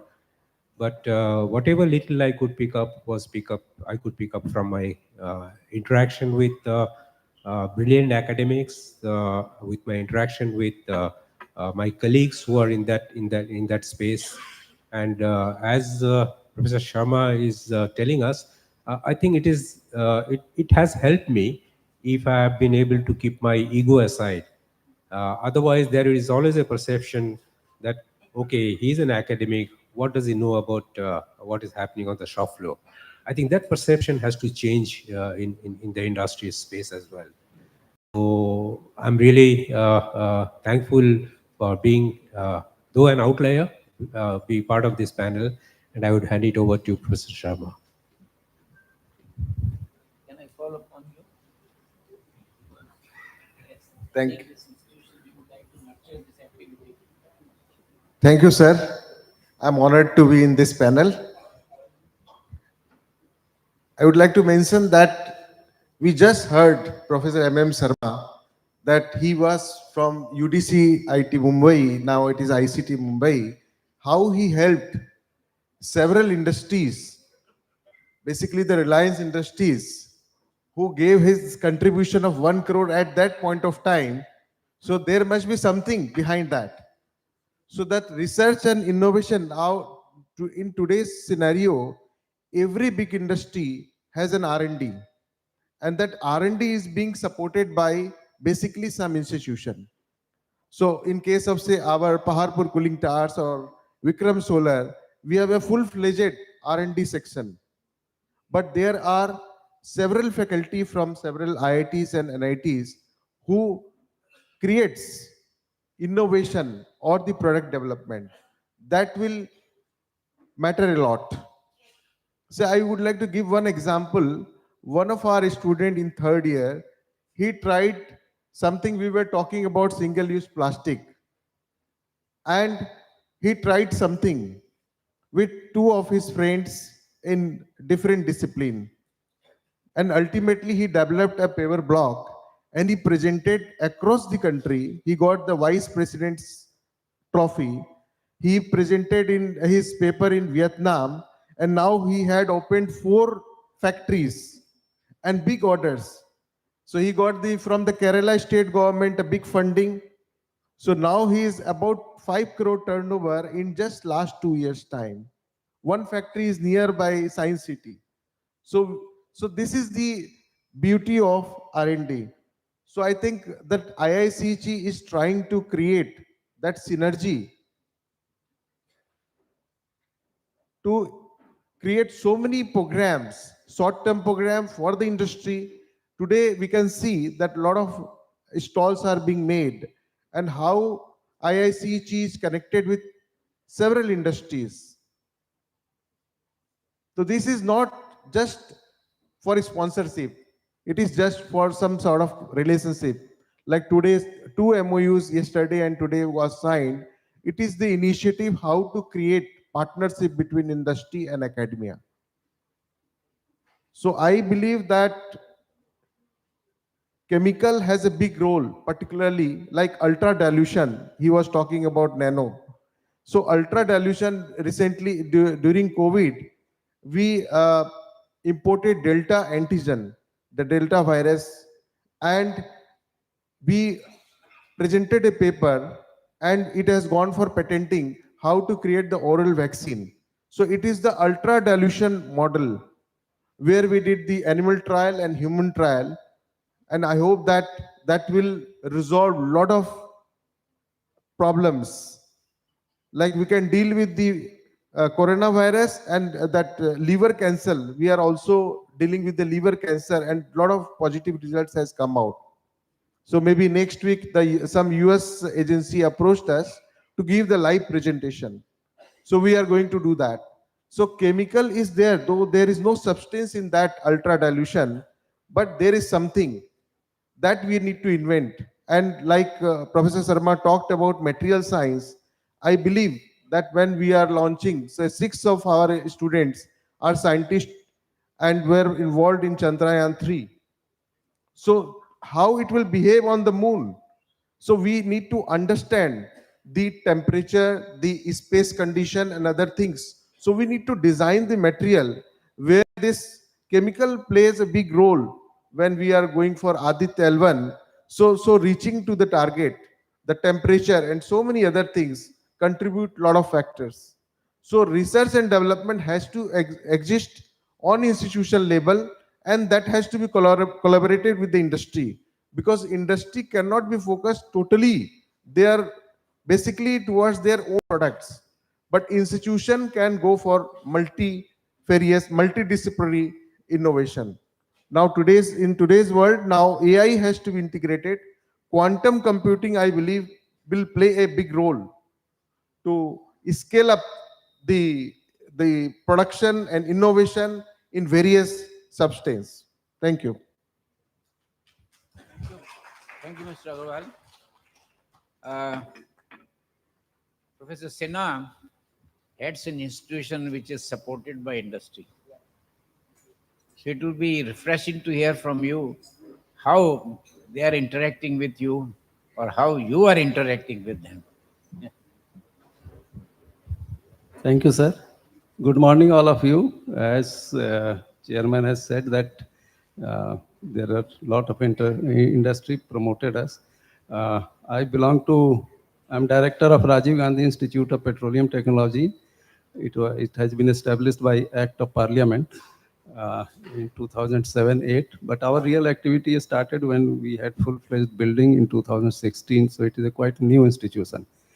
All the oil PSUs are the co-promoters, ONGC, OIL, Indian Oil, HPCL, BPCL, and OIDB also, Oil Development Board, and all the CMDs of oil PSUs and 2 private oil industry. In fact, the CMD of Reliance is also in our General Council, headed by Secretary, and then there is a board. In the board also, half of the members, or more than 60% members, are from industry, and 40% from academics and research institutions.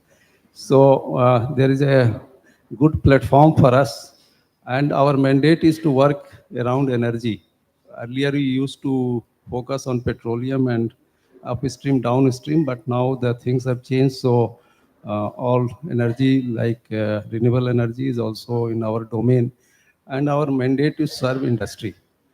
So we focus on fundamental research. It has its own value, but now more focus is to application-oriented research, providing solution to industry. And this has been our thrust area for the last 4 years. We have oriented our research activity so that it is time-bound, it is focused, and it is target-oriented. Now, for us, the interaction is of at different levels. At teaching level, we invite industry people to revise our course curricula regularly, once in a year. All representatives from oil PSUs, because they are on the board, so it is not difficult for us to invite them and to get their advices. Then we have made a provision for long-term internship. Students can go for 4 months straight away to industry and have training there. More than 4 months, around 4 months and a half. Then we felt that in addition to classroom teaching, there is students should have some value addition also, to have some field experience. So we invite industry people to engage at least for 4 hours on some topic, case study, etc. So that we call it a modular course, and we award 1 credit also, and it is reflected in their grade sheet as well. And it is open type of course. So for example, Department of Management is offering some project management course from some industry people. So this is open to everyone. Chemical engineering, petroleum engineering students can also take that course, and there is examination also, and if successful, they are given 1 additional credit. So number of modular courses we offer, conducted by industry people. Then we have of late the industrial visits were not taking place regularly, but we undertake this industrial visit of students regularly. At least during his 4-year time, they have 3 to 4 visits to industry to understand what is industry. Otherwise, they have only blackboard knowledge. Then we have made our curriculum what we call project-based. So students are encouraged to take projects from the semester 2 only, start from semester 2, and they continue up to 8 semesters. So they work on a project for a longer period of time. And in this, few of the projects have external mentors from industry as well. So it is a joint mentorship of the faculty and industry. So they work on some industrial problem, and they continue doing it up to the 8th semester. So that is also doing good for the students, their value addition. Then for coming to PhD level, we have open for external registration. Industry people can enroll for PhD and MTech as an external candidate, and they can work there in their organization itself if it is a recognized center, and there is an external supervisor, and they once in a 6 months they come and tell about their progress and earn credit. If sufficient credits are earned, then the candidate is allowed to defend his thesis and submit thesis. Then we organize number of short-term courses on special topics. For example, few months back, we organized 1 short-term course. We got request from Indian Oil that organize a short-term course on corrosion engineering. So we specifically, it was only for Indian Oil. Then when the news came out, HPCL also told us that we also want to have such course. So like that, we organize number of short-term courses for industry. And these are the possibilities have become possible only because we have some interaction with industry. Then we also organize training programs. When some officials are get promotion, then it is mandatory that there must be some training program for them. So it is a residential training program. They come to our campus, stay there for 15-20 days, and a refresher course of type we organize for them. Then coming to the interaction, industry institute interaction, we seeing the progress of our institute, not only oil PSU, but there is a Hindustan Aeronautics Limited nearby. They gave us 2.5 crore to have incubation center. So 50% contribution came from the HAL and 50% from the institute, and now we have incubation center, and it is now Section 8 company also. And recently DST has given us a grant where Professor G.D. Yadav was also an expert of order of 3 crore to provide seed money for incubation type of activities.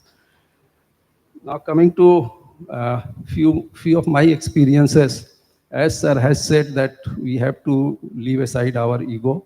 That is very true. And I personally visit industries regularly. Earlier, when we have to rebuild the connection, I used to visit 2 times, 3 times in a month. And it is still continuing. Yesterday only actually we had to visit HPCL in Bombay, but we want to combine to save time that we should also visit BPCL on the same visit. So it was not happening, though then I told the Vardhanji director refinery that I will come to you. They also want us to visit their refinery to discuss few problems, but now I will visit only to HPCL, and we have fixed that dates also. Now visit to encourage this interaction, we have made it compulsory for the faculty that they should be compulsorily at least 2 weeks stay in the industry for alternate years. So that is the mandate binding on the industry, binding on the faculty from the institute that they have to be either industry or some other research institution to get the idea, interaction, refresh your ideas, etc. Then, sir, 1 or 2 examples. Government of India gave me the task that to survey the startups in the Bangalore area, because there are a number of startups working in the area of AIML. So Government of India wanted that, is it possible that the seismic data, there is large seismic data available to Government of India, someone is competent enough to analyze those seismic data to predict where is the possibility of oil. So it requires the knowledge of petroleum engineering and the knowledge of data science. I visited a number of startups, but there was no competency to work at the interface. So that is one example I have given. So being the academic institution and the prime responsibility is to develop human resource, it is our responsibility to start such courses which are now contemporary, now required. Because at present there is only multinationals are there, and we do not have any indigenous capacity to analyze the seismic data. Now the second thing which I want to highlight, why interaction is important, that Indian Oil, Guwahati and Bongaigaon refinery and Digboi is fortunate that they are getting indigenous crude. But Bongaigaon and Guwahati refinery are now have switched to Russian crudes, and it has high sulfur and nitrogen. And because of that, they were getting the column, last column, the delayed coker unit column, was getting corroded at the top. And the problem was that since large amount of nitrogen, ammonia was getting formed, and ammonium chloride got deposited there because of low temperature, less than around 100 degrees or slightly less. And when the ammonium chloride crystallized, and because temperature was less, so water was condensing, and forming deposit. It is known as corrosion due to deposits because hydrogen ion was present there. So we thought that it is simple problem and raise the temperature slightly and the things will be resolved. But when we went there, saw the condition, there were n number of variables affecting each other. So to say that we can give a solution in 5 minutes sitting in my laboratory is not correct. And because of that, the interactions are very important to understand the problem of the industry. And when I visited Bangai Gaon for one problem, I came to know that there are n number of problems they are facing. So we need a platform. So I cannot say that all the competencies in IIT or RGIPT and ICT only. We have developed our own platform and we can interact with industry, get to know each other, and possibly our duty is to solve the problems of the industry, do fundamental research as well. But all the institutions are do not have such platform. So possibly IICHE can provide such platform. That is my humble submission, sir. Thank you. Thank you. Our theme is what IICHE can do. Individually, we are doing many things. So I would like to have comment on that. And Professor G.D. Yadav has been on boards of companies. He has been a consultant to many industries. So he is well placed to share his comments. But I would specifically request him to also comment how IICHE can be a facilitator. Should it be through industrial fellowship, which we'll call IICHE Industrial Fellowship, or any other mode? Because what we can do on our own, I mean, in ICT we succeeded in no limit to consulting fees, but not more than one afternoon in a week to be spent on that activity. And 1/3 cut by the institution, and many are focused because 1/3 cut is more than their salary. We have demonstrated that for years. But I repeat what I said in the beginning. Unless there is a mutual benefit and unless you get paid for your services, don't give pocket services. They have no value because that will be listened to and somebody, unscrupulous fellow, will take all the credit for whatever. When you get paid, it goes in the record. It's very important that your services are paid, and IICHE should find a mechanism, and I love to hear what IICHE can do. Thank you, sir. Individually, I want to place on record. I learned many tricks from Professor M.M. Sharma. How to approach industry, tell them how their collaboration with institute will help them and all that. And I've been doing it for all my life. But when I became the president of Indian Institute of Chemical Engineers in 2001, I had a daunting task. Institute had no money. Institute was hardly collaborating with industries. We had ChemCons. We would go and say, give funding to support this, be sponsor, gold, platinum, silver, and that is the end of it.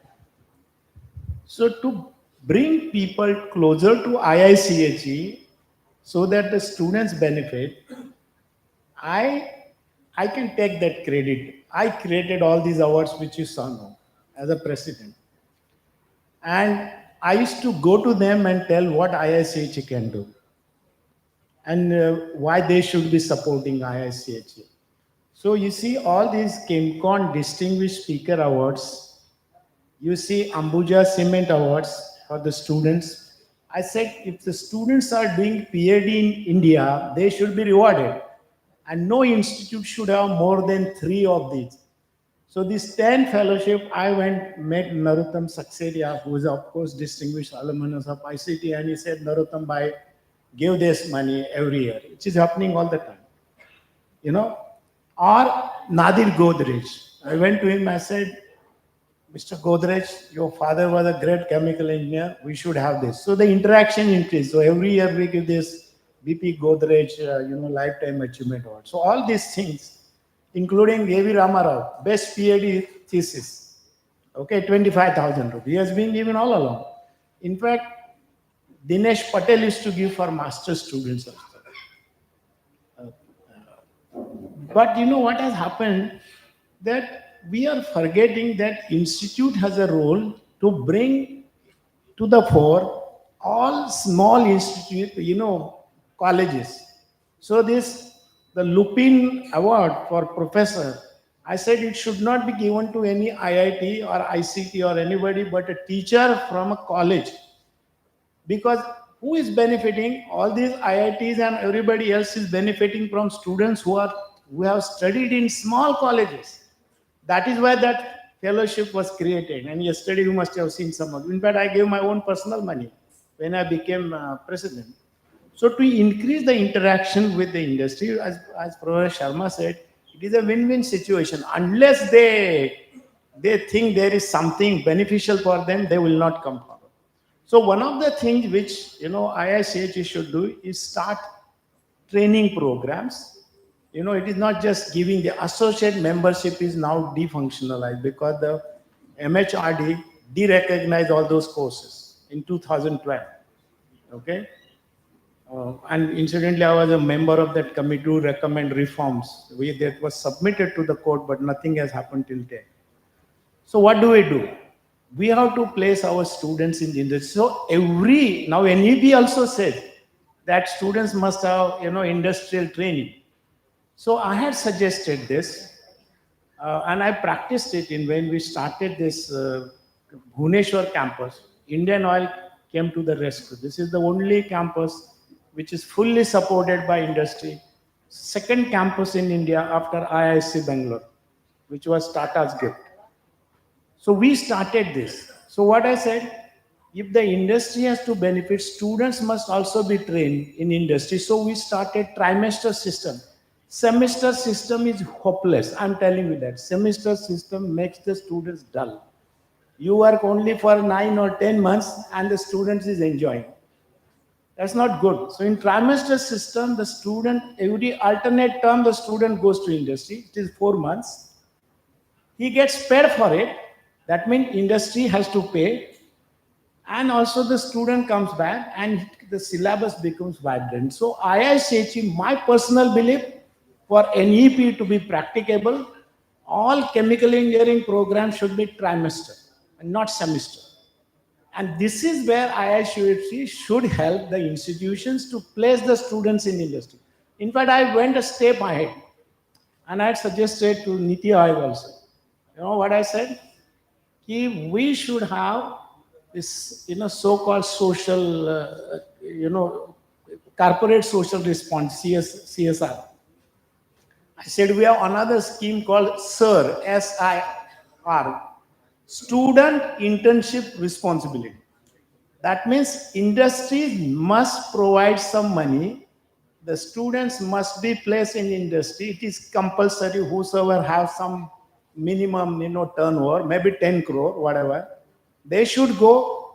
They should pay because you have the skill development council also. Why not pay the students so that students get hands-on experience? And this is where IIChE should help the government, help the colleges in identifying industries where this SIR system can be applicable. And so that I had suggested make CSR 2% to 3%, and 1% should be spent only on research, innovation, and part of that should be given for student internship. That is the only way we can become so-called $30 trillion economy in 2047 or whatever, or $10 trillion economy in 2035 or what. It's not possible unless we have industry participation. And the role of professional bodies like IIChE is helping the government, identifying the institutions, and those who are the institutional members, they must be helped by IIChE. Why IIChE cannot do that? So that is what is required. I tell you, see, otherwise we have no hope. Otherwise people will always think chemical engineering is bad. right? Chemical engineering image has to be improved.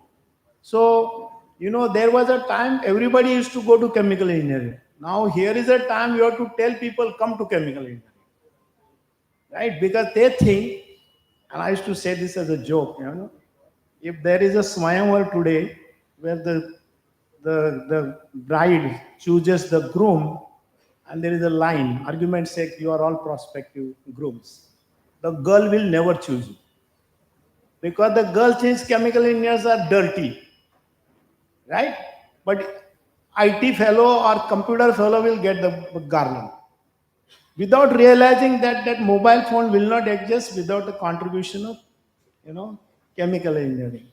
So in 2001, when I was the president, I had said this as a joke, but it is there on the internet. God is a chemical engineer. I said this.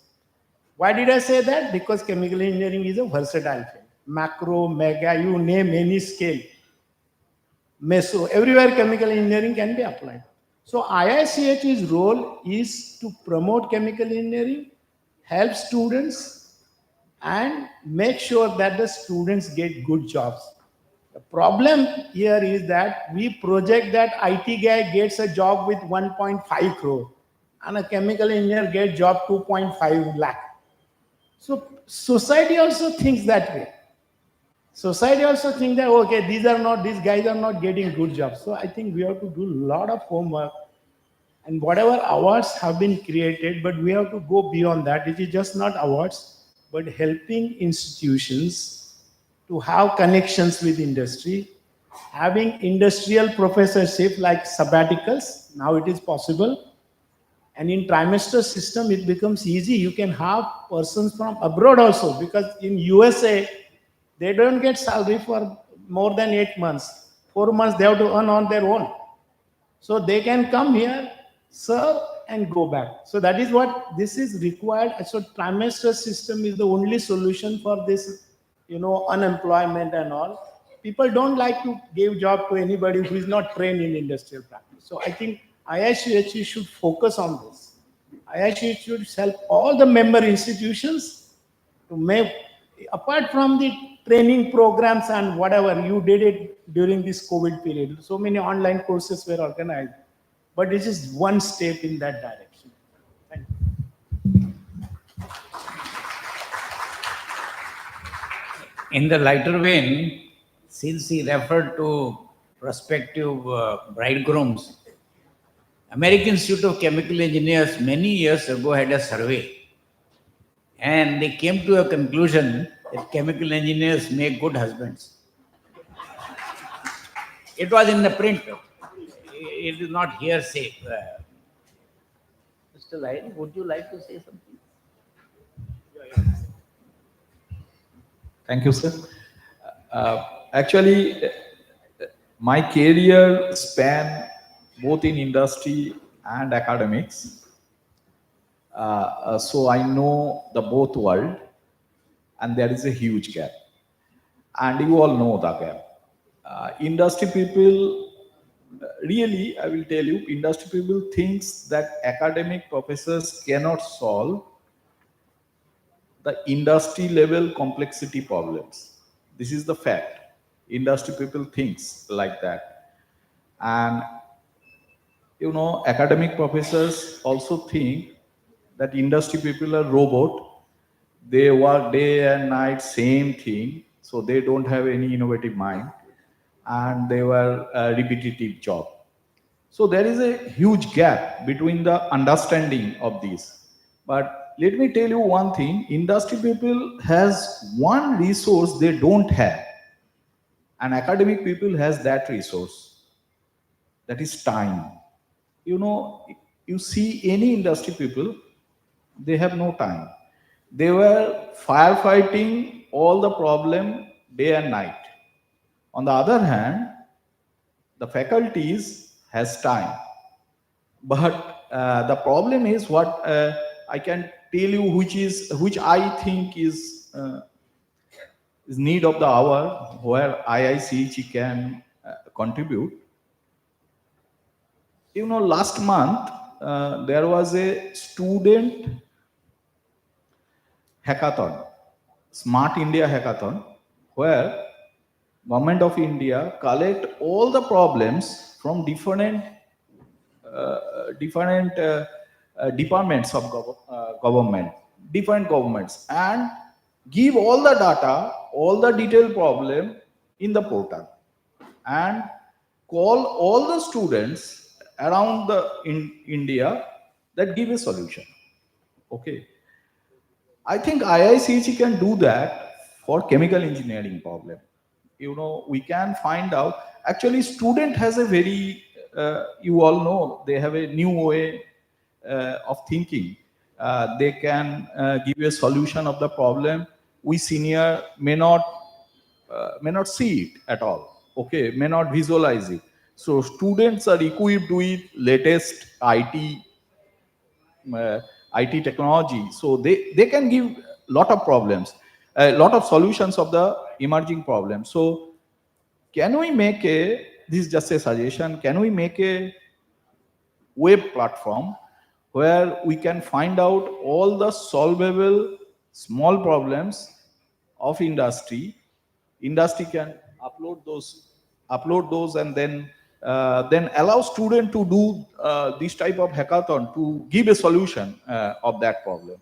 That is number one. Number two, apart from professional courses, you know, our chemical engineering courses really backdated. What I read 30 years before, still I teach same. In 30 years, industry has changed a lot. Chemical engineering cannot thrive with multidisciplinary approach. You know, Chandrayaan 3, the success of Chandrayaan 3, the main success, what I find, is they have made a vehicle or Chandrayaan 3 where all discipline has worked together to make it successful. Whether it is a computer science, it is a space research, it is a instrumentation, it is a chemical, it is a mechanical, all only that type of system we never try to build. Nowadays, no chemical engineering in industry level, I'm talking about, no problem can be solved only by chemical engineers. Okay, it has to be multidimensional, a multidisciplinary solution. So my request to IIChE, can similar body like instrumentation, computer science, can we work together and make a platform where we can uh, put a problem and give a multidisciplinary solution. So these are my two humble requests for IIChE to come forward and make that platform available nationally. Okay, so that all the institute, you know, in Chandrayaan 3, all the scientists, not from IIT, NITs, they are from small engineering colleges, and they make us proud. Okay, they are not IIT, NITs students. Space research salary cannot attract IIT, NITs student.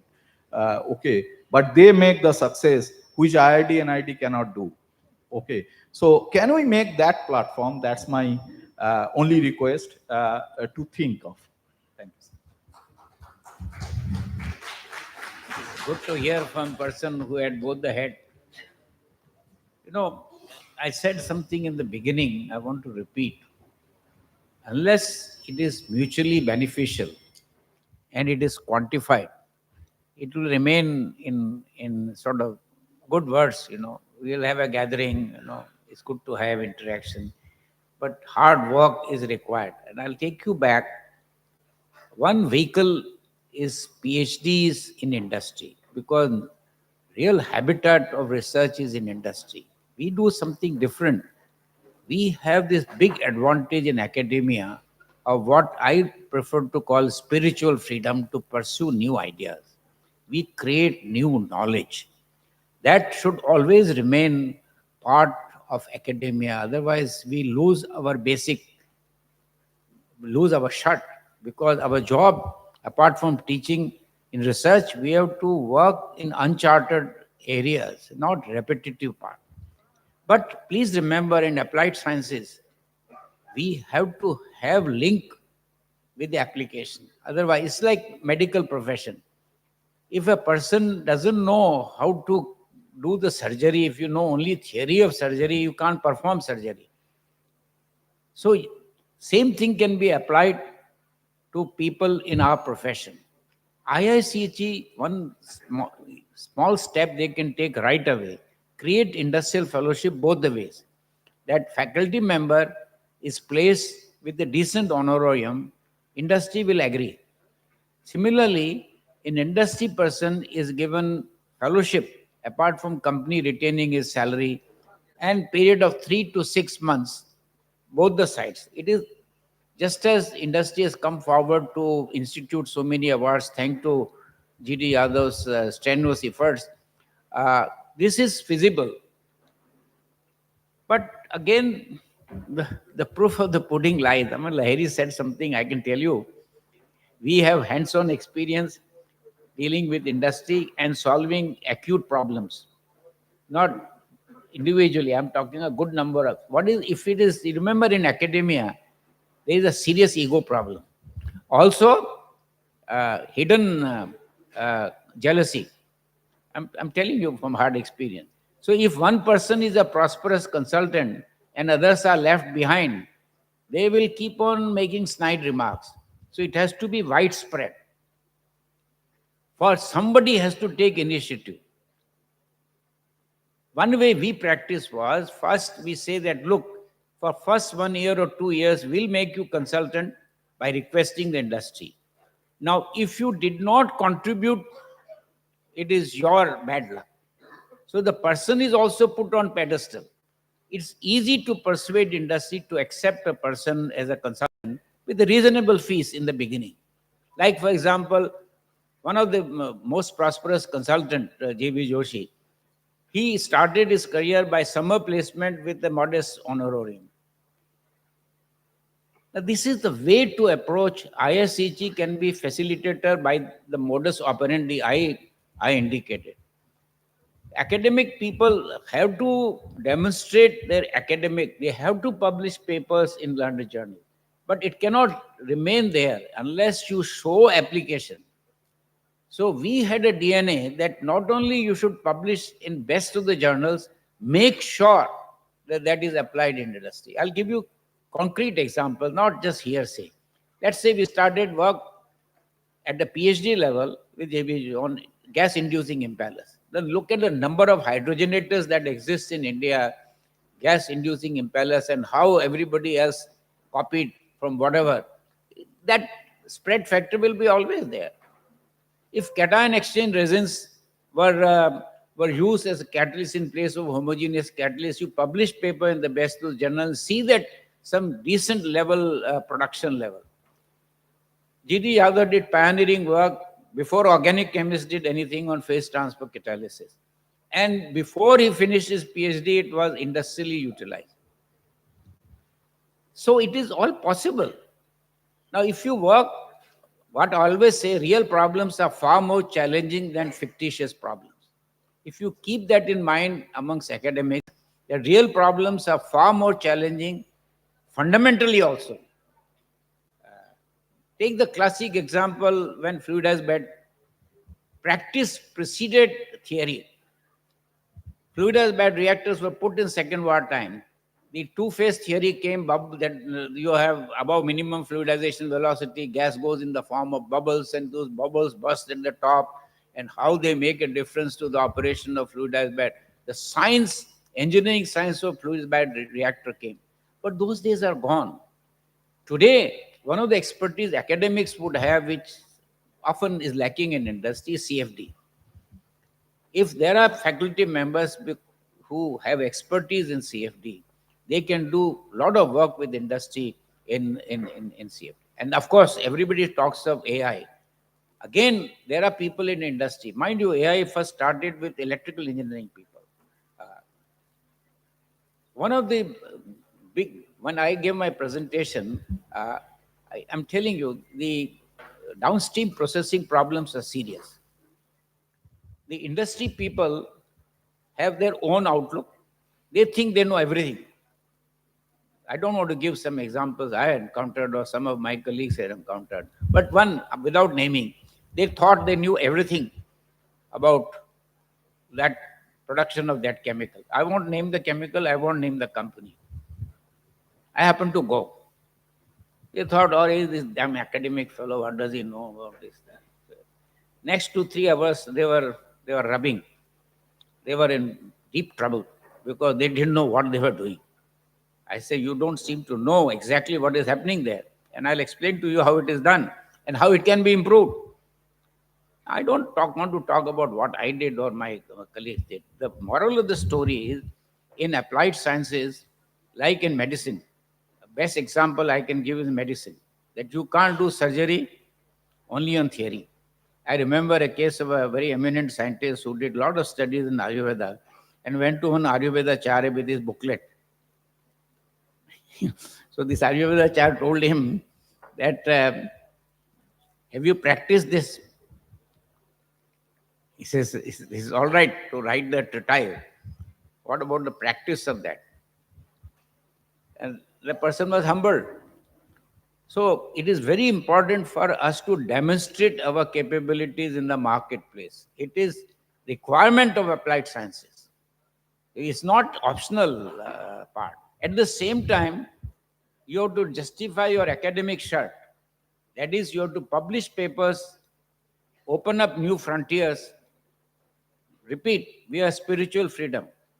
Many new ideas have come in chemical engineering out of academic research. One of that example which I gave was pressure swing adsorption. That how simulations helped in designing pressure swing adsorption. Today it has become a routine activity of doing simulations and all. Now, all the members have contributed and some concrete suggestions have come. IIChE will have to take steps. Part is that president comes for 1 year.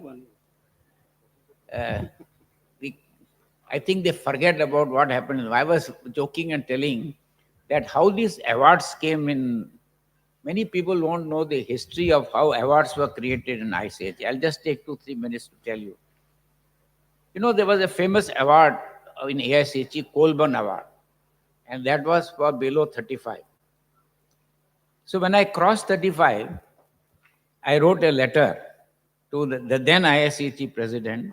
The time has come for you to create an award for persons below 35. So they couldn't attribute anything to me because I was above 35. That I'm not doing for any personal reasons. Then they deliberated and say, why only this? And industry will give money, so many awards. And after that, galaxy of awards have been instituted by plethora of awards, and there must be audience to listen to those lectures. It is.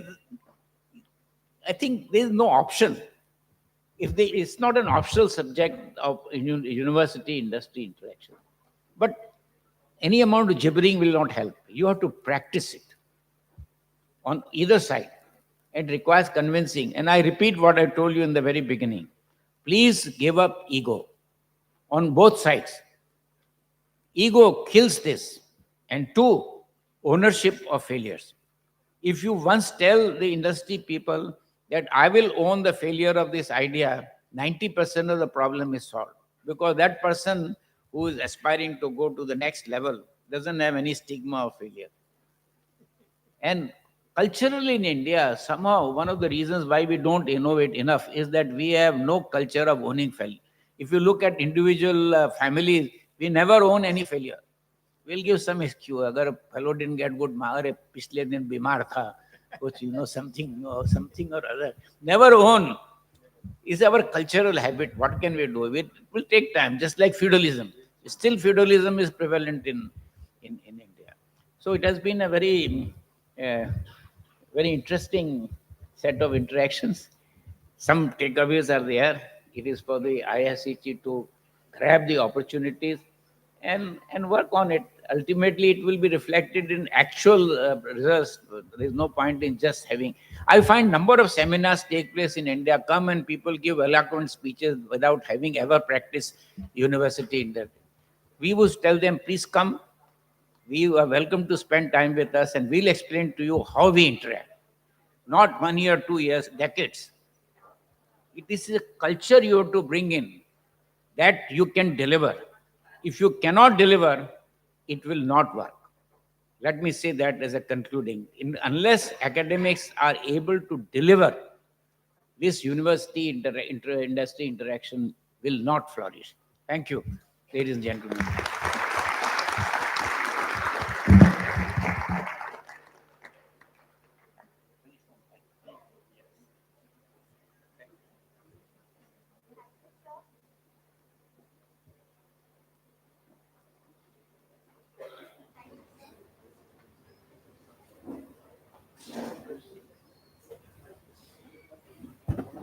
Okay. Thank you for the panel discussion. And it was very timely, as you said, that academia and industry should go hand in hand. And honestly speaking, being a member of this academia, we all feel that our research can only be fruitful if we can find its application at large scale.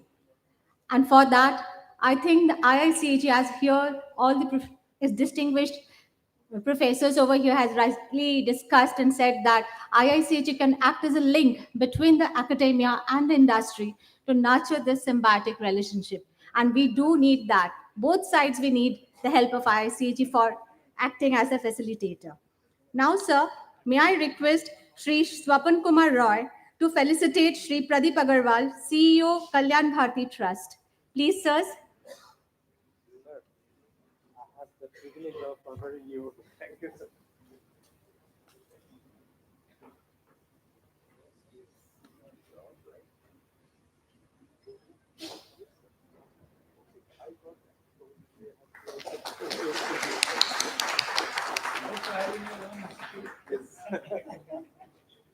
You can't honor yourself. Someone else can honor you. I'm privileged. On the day of Dhirubhai Ambani.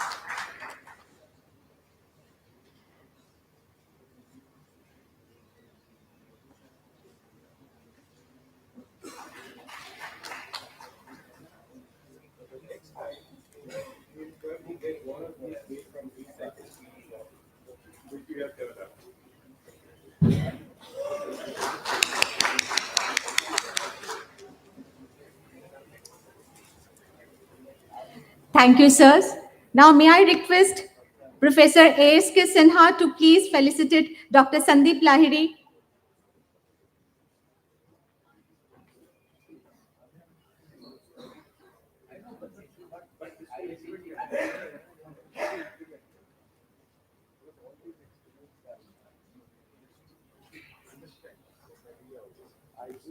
What the set?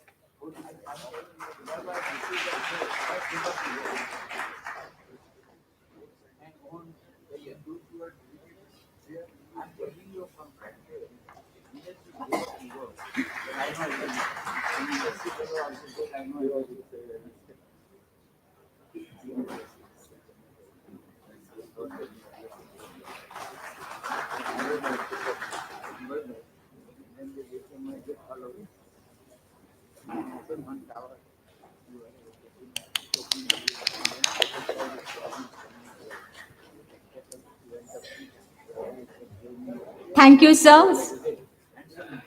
Thank you for the very useful panel discussion that we had. Now, may I request all the panelists to kindly stand up a little bit for the photographers to take a group photograph.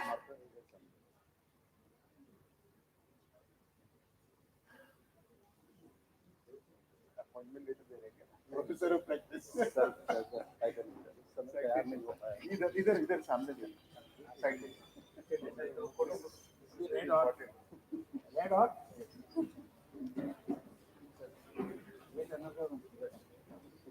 Sir आ जाइए sir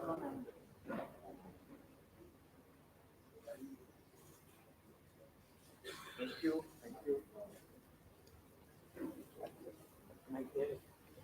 not caretaker. Caretaker is the right word. Support system.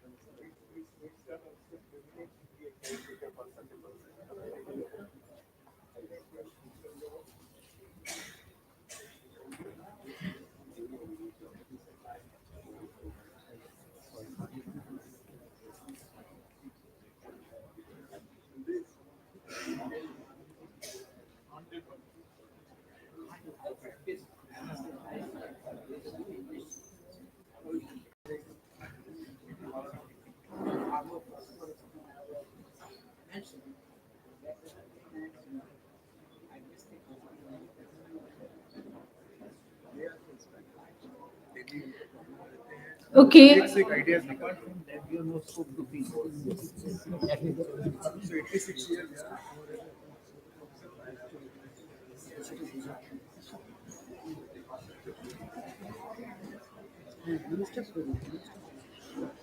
After the panel discussion, we have got the Inventor C.K. Murthy Memorial Lecture. So kindly do not leave the hall. Please be seated and be a little patient. We'll just start in 2 or 3 minutes. Thank you.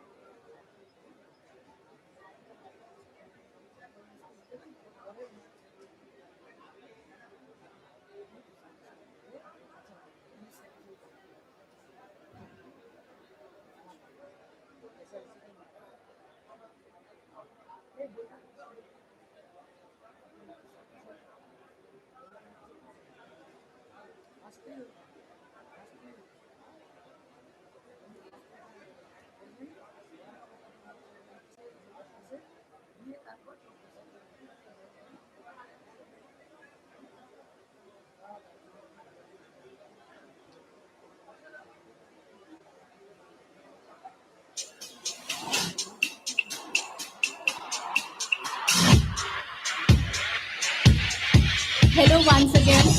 May I please request the audience to take their seat? Now it is time for the Inventor C.K. Murthy Memorial Lecture.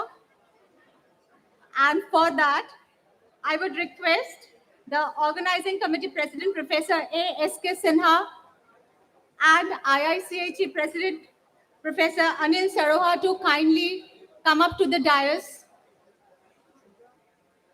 Professor A.S.K.Sinha, kindly grace the dais.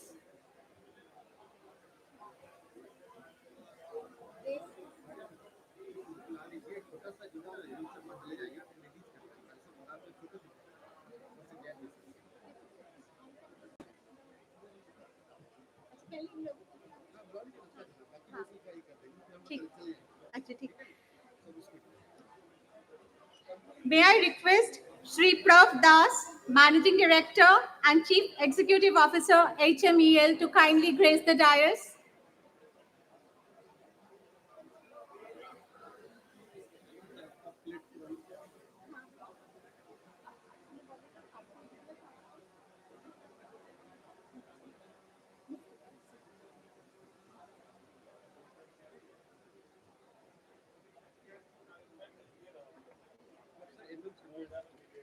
May I request our respected Professor M.M. Sharma to again grace the dais.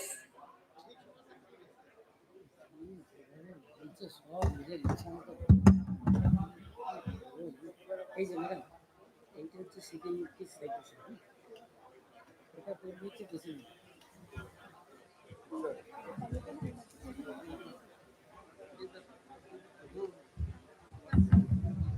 Now we'll have this lecture, sir. And after that, Someone will say about you call everyone agar photo lena hai to you call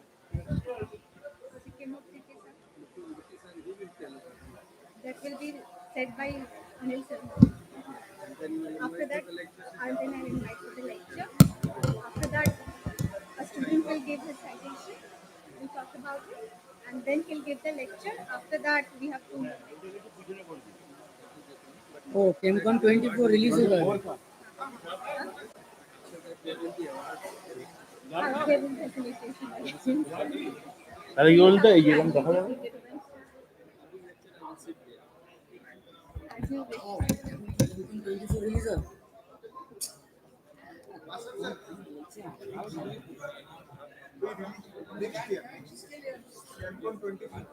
Okay, now we are going to announce the grand opening of the ChemCon 2024 by all our delegates.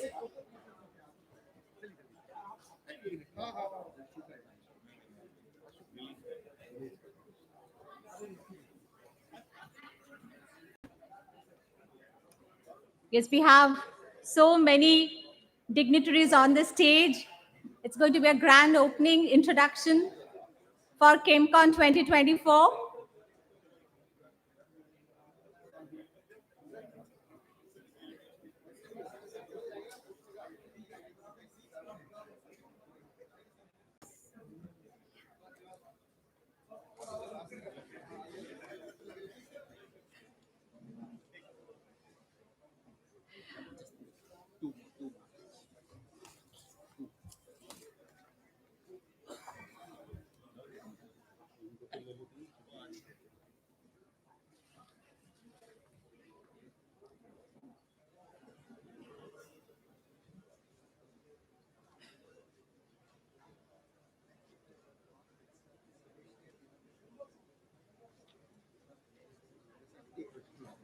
So this is the release of first brochure of ChemCon 2024, and I convey my sincere thanks to all the dignitaries who have spared their valuable time, because many of the dignitaries will leave, and Professor M.M. Sharma will also leave. So we want Professor M.M. Sharma's presence should be there, and due to that we have it. Thank you.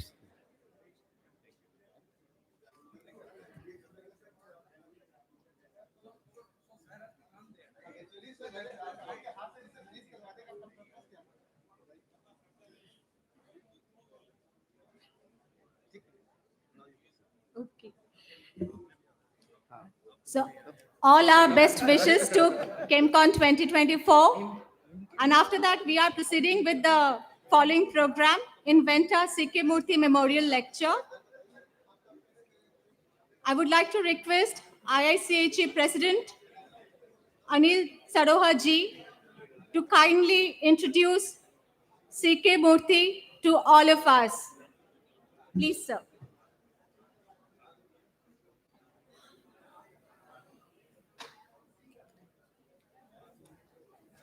May I request Professor Anil Saroha to please grace the dais?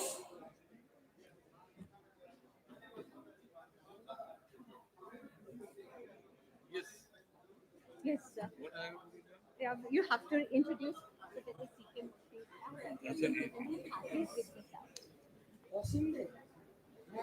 So, we are going to start with this Inventor C.K. Murthy Memorial Lecture, and I'll read the citation for C.K. Murthy Memorial Lecture. So, Shri Chitayala Krishna Murthy or C.K. Murthy, born in Andhra Pradesh in year 1941, had a brilliant academic career all the way and was pursuing an impressive professional path when his life was tragically cut short to cancer in the year 1984. Shri Murthy did his B.Tech from the Andhra University in 1963 and M.Tech from IIT Bombay in 1965, both in chemical engineering.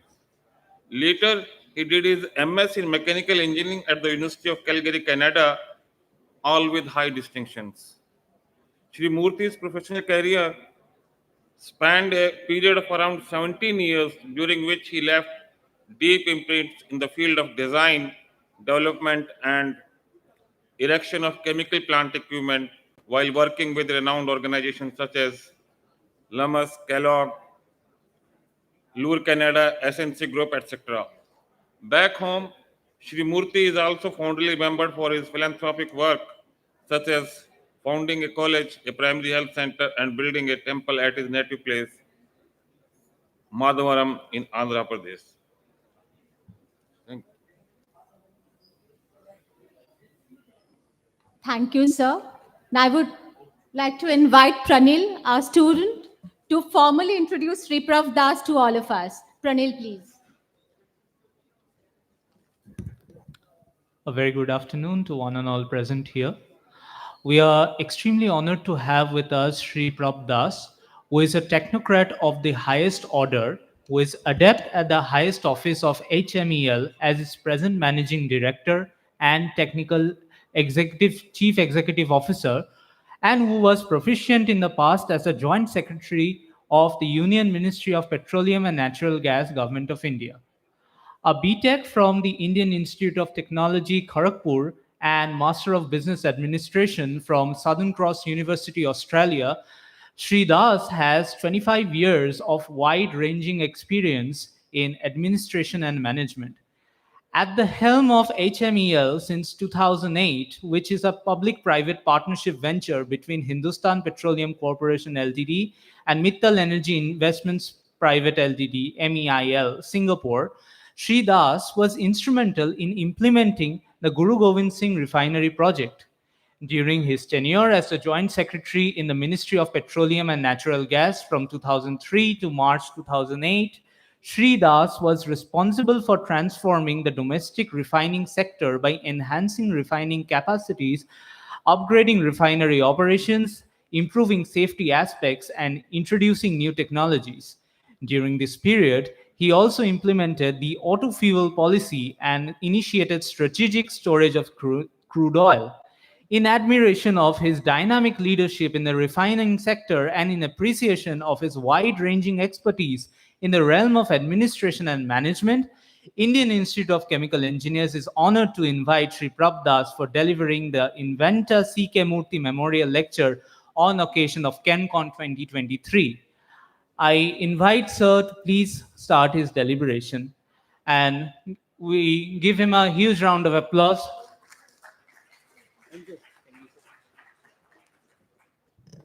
Very detailed introduction, not required. Should I call good afternoon now? Yeah, good afternoon. Yes, good afternoon. ये हमारे सिन्हा साहब कहाँ गए? Yeah, Sinha Sahab. With Miss Professor A.S.Sinha Sahab, Saroha Sahab, we had a lot of dignitaries, lot of experts. I feel little odd out of place. Although engineer, I'm electrical among all the chemical people, so I feel little hesitant in speaking on the subject which you are expert. But I'm really grateful that Indian Institute of Chemical Engineers have boasted this honor of delivering CK Memorial Lecture. It's a great honor. The theme is very appropriate. Energy transition challenges and opportunities. I think each one of us has, can give half an hour lecture on this subject, because everybody has an opinion. And so we also have an opinion on this. So I like to share.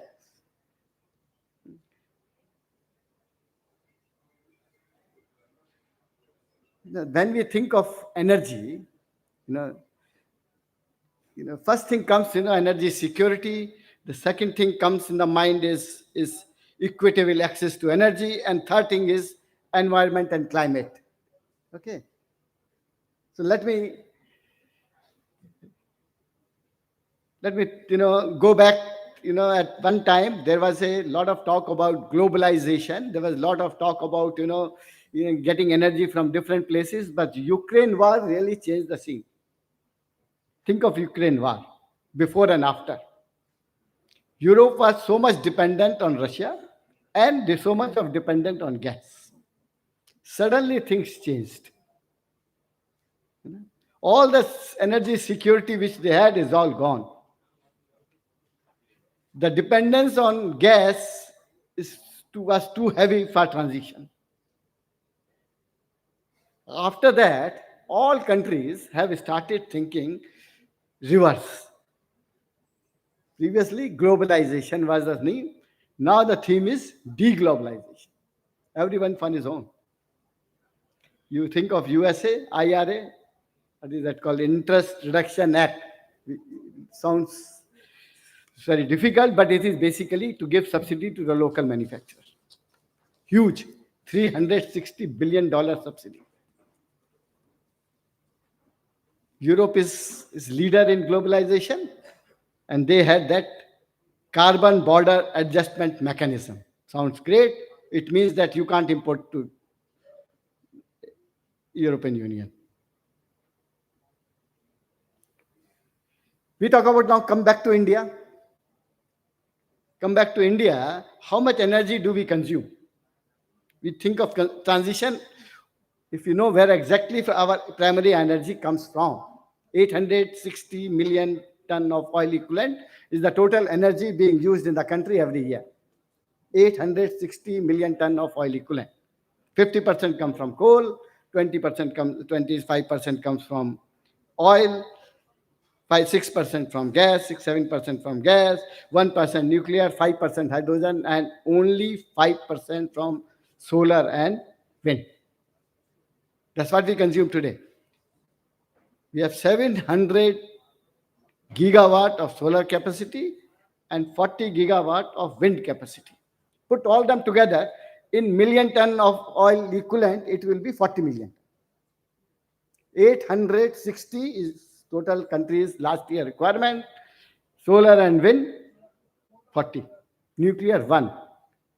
We are talking about hydrogen. We are talking about various other sources, bio CNG, bioethanol, ethanol, 1%, 2%. Major source still remain. We are growing. $5 trillion economy, 6-7% growth. Energy is required. How much energy? 5% say take it growth every year. We require 40-45 million ton of oil equivalent every year, over and above 860. Every year.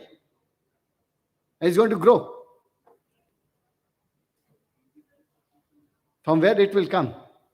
Supposing we have a target of 500 gigawatt of wind, of solar by 2030. That's the target which we have set for ourselves. So every year 50-55 gigawatt we will put.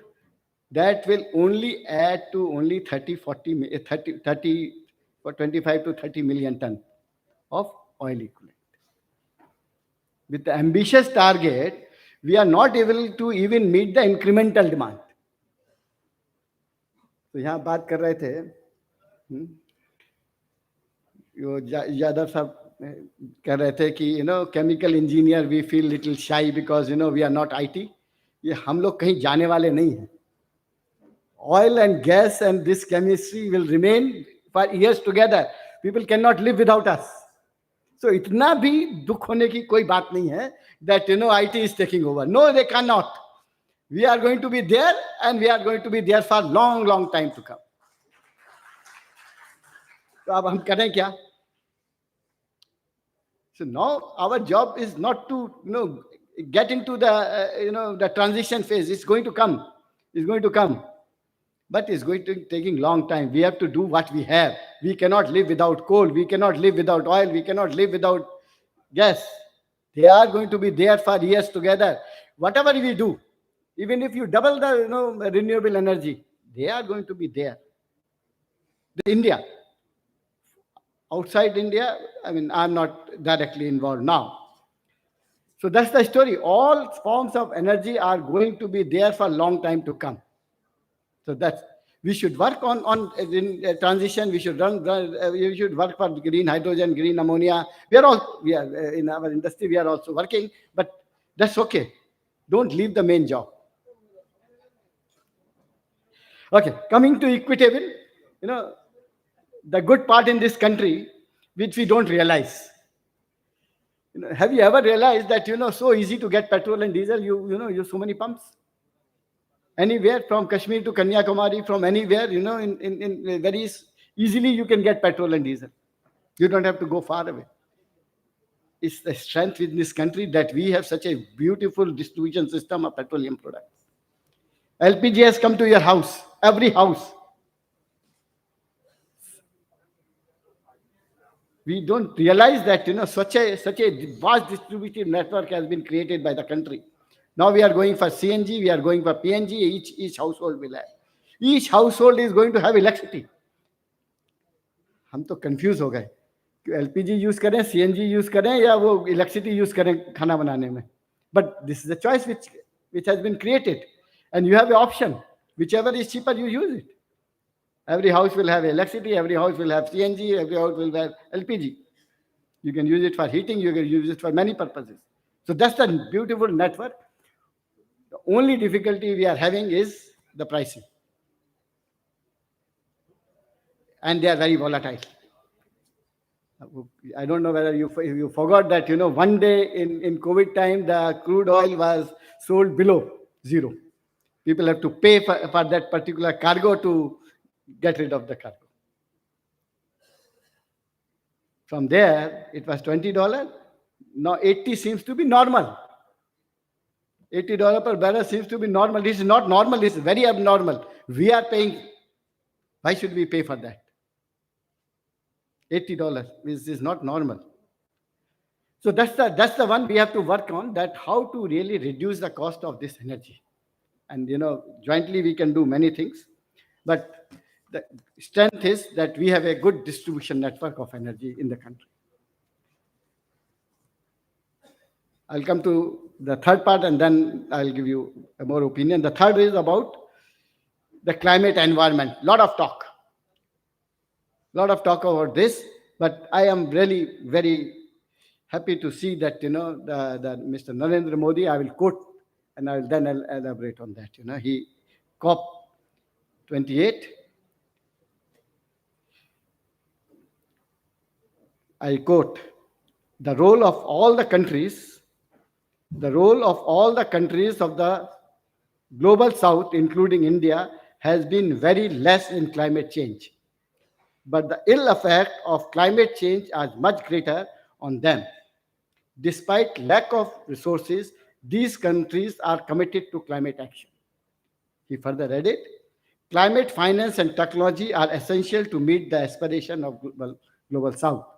The countries of global south expect the developed countries to help them as much as possible to combat climate change. This is both natural and justified. I'll just explain why. The India only accounts for around 7% of global annual CO2 emission, even though we house 18% of global population. In fact, we have just contributed around 4% of the global cumulative emissions since 1850. While just 23 rich countries, including USA, EU members, Australia, Japan, etc., account for half of these cumulative historical emissions. Hence, the developed world should burden far greater responsibility in financing global energy transition to make it equitable.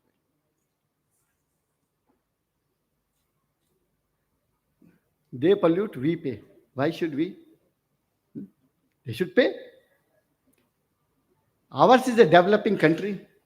We have our own priorities. Is this the topmost priority? And I will certainly, say that, government has taken a very realistic stand on this climate. So that's my stand on that. Okay, so that's okay. But I was listening to the panel discussion here, and a lot of discussion was there on industry academia relationship. There's a lot of discussions, and rightly so. This has been going on years together, but it has moved in a very slow pace, and we have to exploit. During introduction, you must have been told, you were told that HMEL is a joint venture, HPCL Mittal Energy. We first set up a refinery of 9 million ton, then expanded it to 12 million ton in 2012. Recently, we have commissioned a petrochemical plant, a world-scale petrochemical plant in Bhatinda. We are getting into bioethanol. What we do, what we concentrate now, and what help is required from your side. Energy efficiency is the easiest method to save. Easiest. No brainer required. All refinery must be using 10% or 9% of their total energy as fuel and loss. Right? Looks so small, 10%. You know how much it cost? Our total cost of buying crude last year was 80,000 crore. 80,000 crore. 10% of it, 8,000 crore. We use 8,000 crore rupees to meet our fuel and loss. Say 1%. It's a huge amount. So percentage-wise, it doesn't look so great, but even 0.1% saving is a huge saving, both for the money as far as the environment. We want to work with you. You are expert in chemical engineering. We have a lot of chemistry in the refinery and petrochemical. Petrochemical consumes 20%.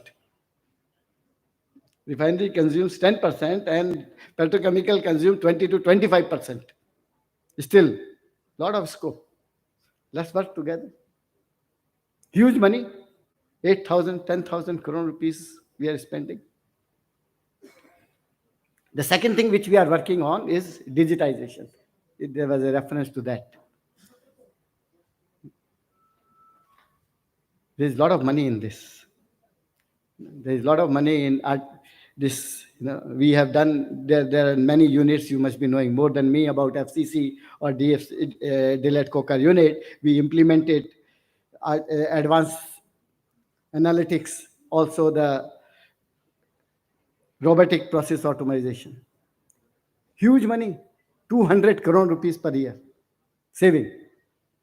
Investment was for 5 crore rupees. Can't we work together? No, AI is not for space, AI is for chemistry. And it is not high tech. Our people learned, and they have done a lot of things themselves in artificial intelligence. It's not rocket science, it's a basic science, and I think the mindset which you have as a chemical engineer can really grasp that very easily. So that is where we want to work. on machine learning and digital initiatives. Like all others, we are also working on the biofuels. We have set up a bioethanol plant. We want to get into e-fuels, like sustainable aviation fuel, bioethanol. We are in a very preliminary stage working. We like to collaborate. Basic line will be, the economics, and we are not afraid of failure. There was a mention that, in India, we are very afraid of failure. We don't want to, highlight our failure, but in our company, we really highlight that, if we fail, it's a celebration, that at least we tried. So we like to try with you. नहीं होगा नहीं होगा, but हो गया तो बहुत बड़ा कुछ हो जाएगा. So we are ready to try. You won't believe, I have been to many IITs. I have been to many institutes. Our people have gone to more institutes to say that, आप जो कर रहे हैं हम उसी में लगेंगे. Normally people give problem and then you solve the problem. वो तो लंबा process हो जाता है. But we are working that, if you must be in many of you, and many of the institutes are doing many research and they are advanced stage, and because of certain financial constraints or some other constraint, you're not able to cross that barrier. We are there. Let us know. We will help you out in crossing that barrier. We are a private company. We don't have, being in government, I know how difficult it is to function in a government institute. But we can really help it out. And I have offered this to many times, and we have been benefited out of it also. So offer is open that, let's work together. That was one of the thing which came up during the panel discussion. So I thought, I will give my open offer, to any group of or institute who wants to do some work on any of the fields, which will really give us little extra money. Without money, nothing. Okay, it's a long lecture. Thank you very much. A great honor. Thank you very much.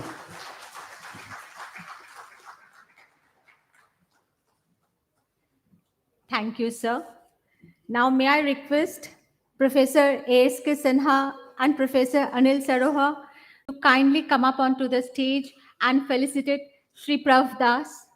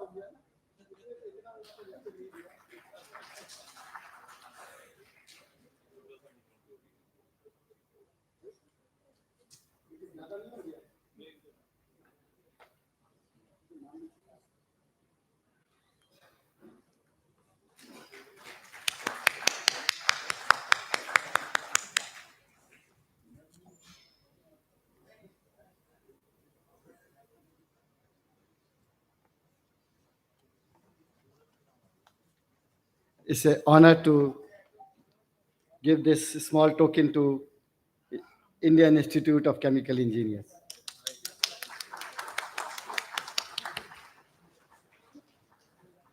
Thanks, sir, for your nice gesture. और जैसा कि sir कह रहे थे कि ज़्यादा हो गया, sir, nothing is free.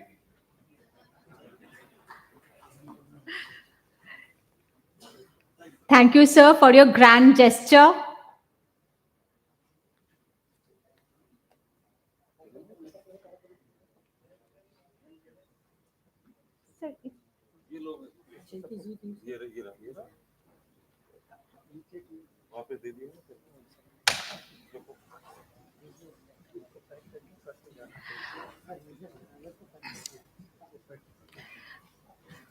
Now we have two more lectures before we break for the lunch. The first Series 2 lecture for today is titled RPG Life Science Padma Vibhusan Professor M.M. Sharma Medal and ChemCon Distinguished Speaker Award for Bhatnagar Prize winners and INSA Fellows. This lecture will be delivered by Professor Ganpati Ayappa from Indian Institute of Science, Bangalore. I would request Pranil to formally introduce Professor Ganpati Ayappa to all of us. Pranil, please.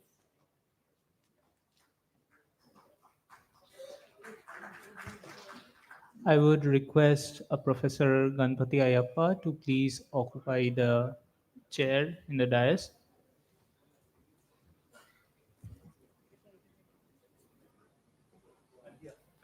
Thank you, sir.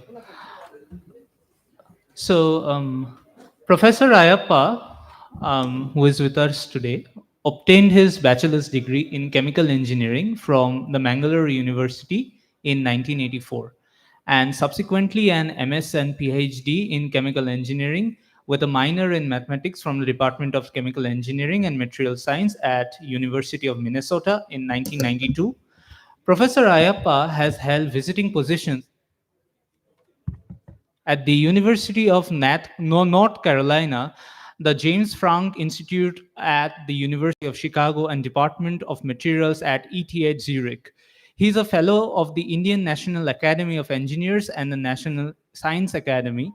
His interests lie in developing a molecular understanding of structure and dynamics of molecules at the nanoscale using molecular simulations and statistical mechanics. Current interests lie in the area of biological membranes, membrane-protein interactions, implicated in bacterial and viral infections, and cellular signaling and dynamics at the nanoscale. I would kindly request sir to please grace the dais. Thank you, sir.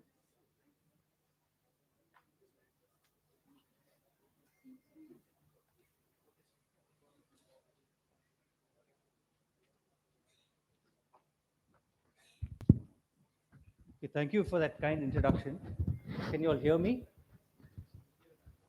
Thank you for that kind introduction, and I thank the organizers and the IIChE for conferring this award to me. I must say, when I actually got the letter from Dr. Sinha, I was actually quite surprised because the award had his long name attached to it, and I was wondering, are there such awards exist? But thank you very much for the honor.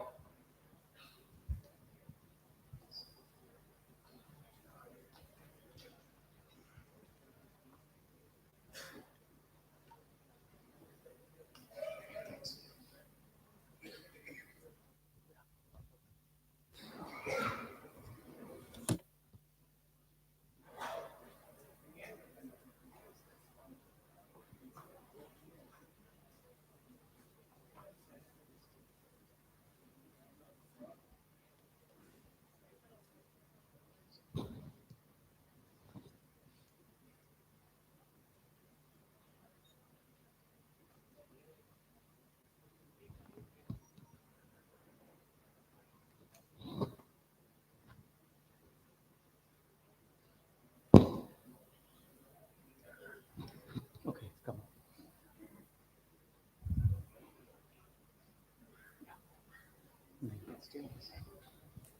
Okay, thank you. So actually, when I received the honor of being here, I had to sort of juggle with two topics. And being the energy transition, I was in two minds. We had done a lot of work with the oil companies in the past for natural gas storage, but that was kind of an old story. I thought I'll change gears today and talk about something that we've been doing related to the life sciences. And also to give the students in the audience a feel for the kind of breadth that modern chemical engineering has evolved to, the molecular level understanding that chemical engineers can give a feel, And with that, I hope I'll be able to expose you to a problem that's also very pressing for Indians today. So this is a picture of our lovely campus in IISc. If you've been there, you can see it. And the title of my talk is Breaching the Bacterial Cell Surface. So let me start by giving some motivation to to the talk. Bacterial resistance is alarming today. You know, I know relatives of mine who've been hit with very resistant strains of bacteria and have been battling these for months on end to clear infections. This is a Lancet study in 2022, which shows this pointer doesn't seem to work, but anyway, which essentially shows the methicillin-resistant Staph aureus strains around the world. And what you will find is that in India, which is focused here, is about 50 to 60% of the isolates are attributed to this particular resistant strain. Now, the situation for India gets more alarming. Many of you who have had children and gone to a hospital will realize that the first thing that the doctor prescribes for you for the small child having a cough or a cold is essentially an antibiotic. So if you look at the percentage of children less than 5 years of age with respiratory infections treated with antibiotics, in India, you have about 90% of the, greater than 90% of the patients are going to be treated with antibiotics. The second problem that we have is you can go to any store today and buy antibiotics off the shelf. There's absolutely no control, no regulations to get antibiotics. And how has this resulted in the population of bacterial growth? We're getting rise to large resistant strains which conventional antibiotics cannot use. So my talk today really is about how we as chemical engineers and in my group look at things from a molecular scale and trying to understand how we can actually look at interactions of molecules with the bacterial cell surface. So before I go on, we have ongoing research essentially is in two broad fields in the lab. On the left is essentially an area known as pore-forming proteins. A lot of bacteria express proteins which bind to our cells, bind to the cell membranes, and cause lysis by forming pores, as I've shown here, and essentially lyse the cell. So a lot of infections like listeria, anthrax, and so on actually work in this mechanism. And we as a group have spent a lot of time looking at this by studying with biologists and physicists, trying to understand the molecular mechanisms of these interactions, largely to look at large protein interactions with membranes. And about 30% of our bacterial infections are mediated through this route. Today, I'm going to talk about, refocus my talk on the bacterial cell surface. We were trying to understand the interactions of molecules with the bacterial cell surface. I'm sorry, the pointer is not working on this particular screen. But essentially, we're trying to look at how molecules interact with the bacterial cell surface and trying to look at it from a molecular scale. Now, a lot of this work, in fact, what I'm going to show you today has been funded by Unilevers. And going back to Professor Sharma's comment on interaction with industry, I'm going to show you a story today which has evolved primarily from a problem that came to us from industry. And us being academics, many times our focus is different. We look at problems only from an academic scale. So this problem, Unilevers has a large R&D lab in Bangalore, as you know, a lot of our alumni are there. And when this problem came to us from Unilevers, it was something completely new for me and my lab. So we spoke to our biology colleagues and said, yes, let's start working on this problem. And there's a lot of give and take when working with industry, as was pointed out in some of the panel discussions earlier. So I want to give you a snapshot of the story and where we are actually currently in our understanding of these particular systems. Now, again, a quick comment, a general comment to make is that a lot of the tools that I'll show you are evolving into machine learning and data science related tools. And this is an area that chemical engineers have been in far before this revolution for AI and ML. Chemical engineers were doing machine learning, genetic algorithms back in the 80s, 70s, 90s, and then it went out of fashion. And now it's come back in a resurgent manner. So you'll find a lot of textbooks actually written on this subject, pretty much dominated by chemical engineers. So I'd advise those of you youngsters who are getting into the field, look at the chemical engineering texts in this area because they're relevant to a lot of the topics that were discussed earlier on plant design, automation of large plants, data analysis, and so on. And these ideas are being, again, I'll connect some of these ideas to tools that we develop, which can potentially be used in this field. So what I'll talk about today is what we're doing in my lab. We look at things at different scales. We're largely looking at things focused on the molecular scale on the left-hand corner there. So we look at things from a quantum scale. Then we do look at atoms and how atoms interact with each other using molecular dynamics. And this is a very powerful tool to look at structure, dynamics, thermodynamics of fluids, bulk fluids, fluids near interfaces, and so on.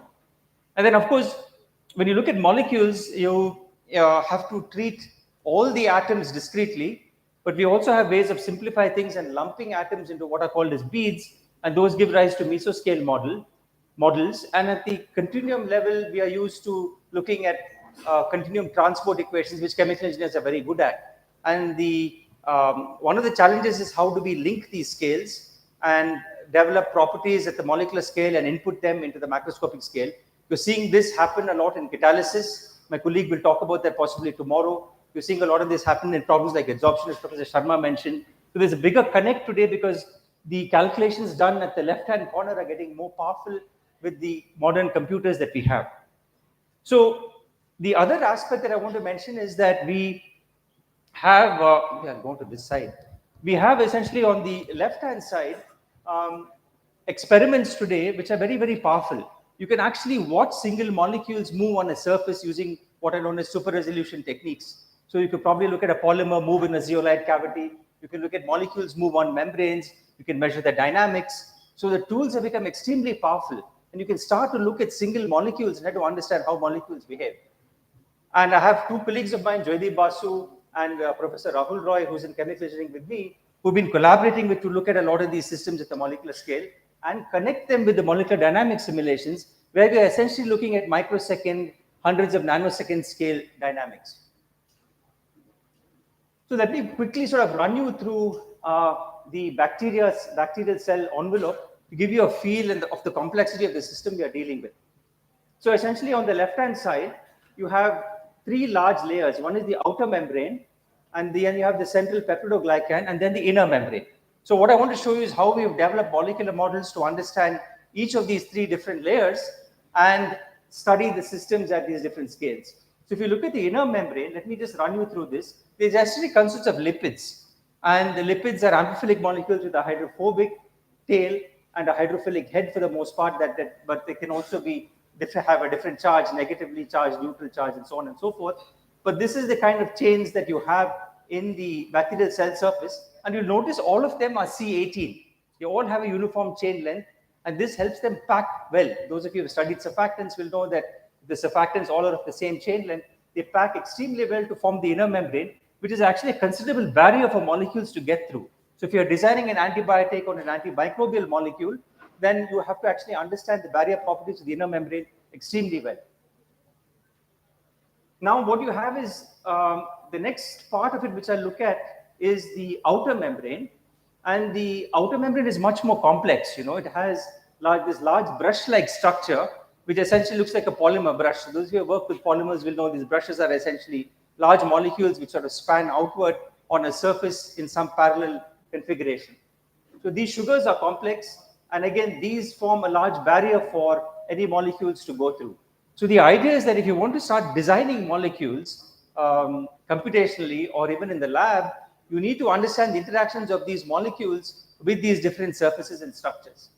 So here is an example on the right-hand side is the example of what the sugars look like. You have many-tailed lipids which form the lipid A. There's a post-saccharide region which is highly charged, which forms the large barrier. And then you have the lipopolysaccharide region which has O antigens, which forms the large sugar envelope on the bacteria.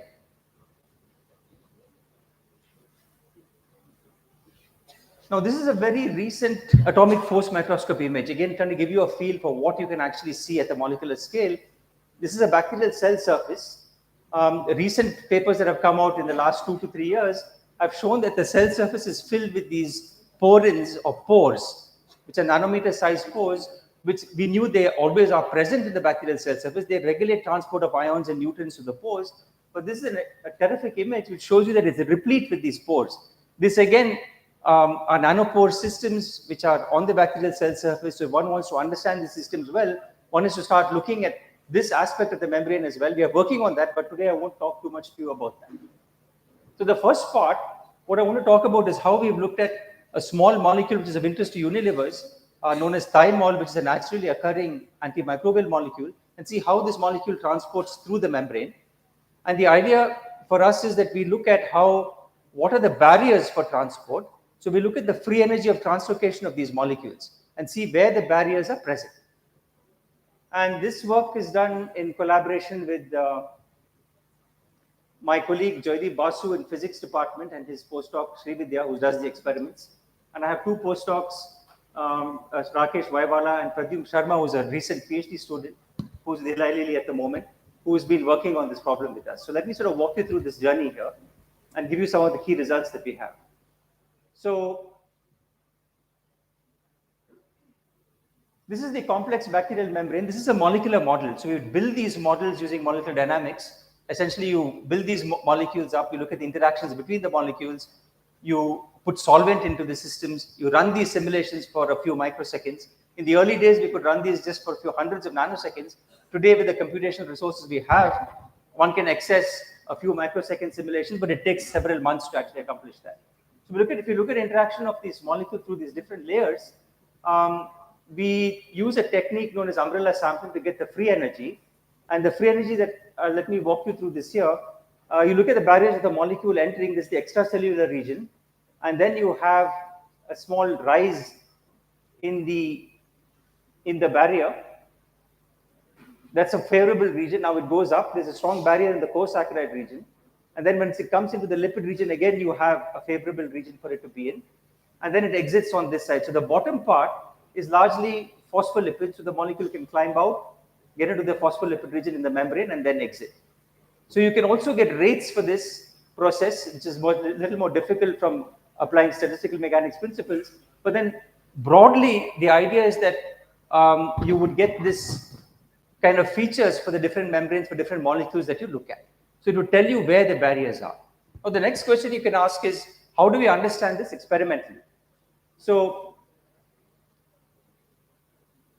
this is a technique that I'm going to show you, which is called fluorescence correlation spectroscopy. And let me go back here, I think a technique called fluorescence correlation spectroscopy, which actually gives you the diffusion coefficient of a molecule on a surface. Chemical engineers are familiar with diffusion coefficients, right? We look at transport all the time. But this is a system where you can actually measure the dynamics of a molecule on a surface using this technique. So on the left-hand side, you essentially have a confocal plot, the beam from your confocal microscope sitting there, and you tag these lipids. So the lipids which come into the tag increase the intensity of the fluorescence. So the lipids leave the spot, it decreases the intensity. And what you find, you have these intensity fluctuations. And from that, you correlate them, and you get a curve as shown on the right-hand side. And with a little bit of modeling, you can actually then extract out the diffusion coefficient. Omega is just the length, the size of this spot, divided by the time that you get from this correlation curve. Okay? Of course, you're assuming everything's Brownian and it's diffusive. There are complications to that. But in essence, this is what you can extract out. So this is diffusion on this two-dimensional surface. So our membranes are two-dimensional, right? So once you calculate this, use this technique, you can actually back out the diffusion coefficient of the different molecules in the surface. So let me show you how we can connect what we've done with the simulations to what we are observing in the lab. So this is an example of the membrane that we have. And these are the thymol molecules colored in blue are at the start of the simulation. And at the end of the simulation is the ones in yellow. So you'll see a lot of the blue molecules have actually gone into the membrane. So if you look at the molecular dynamics simulations, you find that you have a barrier initially for it to enter, and then once it enters into the membrane, there's a barrier for it to get out because the zero is in the center of the membrane. So you get this kind of information. So the molecules are able to easily access the membrane in this case, but not easily able to exit the membrane. And that's what we see in the simulations. And this is the diffusion coefficient as a function of the loading of the molecules in the membrane. And this is the data we have from the experiments, right? So we run these fluorescence correlation spectroscopy measurements, and then we look at the diffusion coefficients. On the right-hand side are the diffusion coefficients, one in the absence of the molecules that we're adding, that is thymol, there's the red curves, and you can see a shift in the diffusion coefficients as you add more of thymol molecules into the system. So you find it has loosened the membrane and the lipids are diffusing a much faster. So this is the kind of information that you get from the experiments for the inner membrane. And for the outer membrane, it's a little more challenging to actually conduct the experiment, but we're able to do that. And what we find is the following, that if you look at this, the diffusion coefficients on the right, you'll find there's absolutely no change. So you actually build the membrane. Remember, you're looking at the dynamics of lipid molecules inside the membrane. And as you put thymol into it, you find no change in the diffusion coefficients before or after addition of thymol. So the outer membrane for gram-negative strains is the biggest barrier for antibiotics and any antimicrobial molecules that you want to develop. And if you look at the tuning the membrane, you can actually add other lipids into it, loosen the membrane a little bit, and then what you'll find is that there is enhanced lipid diffusivity. So the idea is here, if you can engineer bacteria now to generate these lipids in greater quantities, which will flip into the membrane to loosen the barrier, then you could actually loosen the membrane.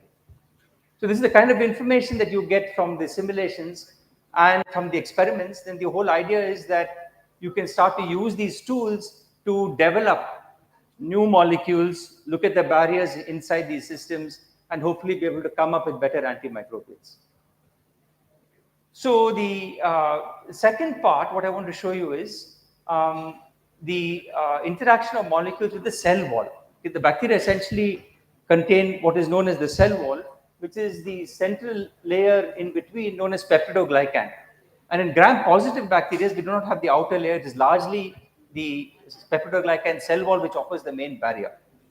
There's some flickering happening here, but anyway. So now I'll just show you some work that we've done with peptidoglycan and our learnings from interactions of surfactants with these molecules, because Unilever is interested in how surfactant molecules actually interact with various surfaces and the kill efficacy and so on. So now we have developed models for peptidoglycan, and I'll show you some of the things that we've been doing in trying to understand translocation of molecules through this barrier. So this is a large polymer. It's one of the largest polymer molecules that are known in living beings. It basically encompasses the entire cell. It provides mechanical strength, and it allows transport of molecules through it. It has other proteins in it and so on. And there are a lot of antibiotic targeting sites which actually target the sites which are responsible for synthesis of peptidoglycan. So when the cell grows or when the cell divides, it has to synthesize more of this particular molecule. And targeting those synthesis sites is one of the sites for developing new antibiotics. So let me show you here. This is a molecular model that we've built. Again, this is an MD simulation where we've assumed that we know the positions of all the atoms. It's solvated in water, which I don't show here for clarity. And the peptidoglycan is shown here. The blue are the sugars, and there are linkages between peptides. That's why it's called peptidoglycan. And this is the molecular model of it. So I'll just play a movie for you. We'll play. Just a minute.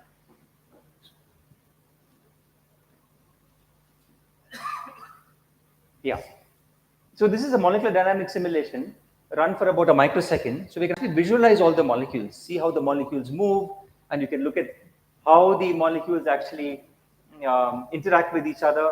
So this is essentially the layer, and you can see a lot of undulations in and out of plane movement and so on. This is the kind of information that you would get from a calculation, from the calculations that we do. So those of you who do MD simulations will appreciate this. Let me move forward. The second problem that we are looking at is there are a lot of desire to come up with new peptides, antimicrobial peptides. And again, how these peptides interact with the different layers is a challenge. I'll show you some calculations that we've done. We've looked at this antimicrobial peptide melittin and looked at its interactions with the membrane. What you'll find here is that these are proteins, so they undergo secondary structure changes when they interact with the membrane. So they can fold, they can unfold. So actually capturing the energetics associated with that is a challenging problem. So we're looking at some of those tools, actually advanced tools to actually calculate these things. But what you will see here is it's largely helical in nature.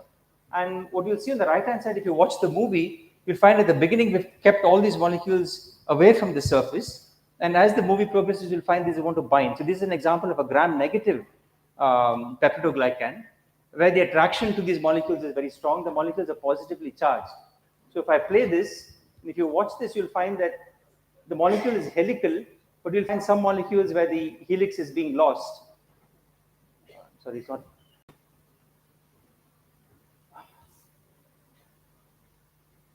Okay, let me just play that again. Yeah. A bit of a delay here. Let me.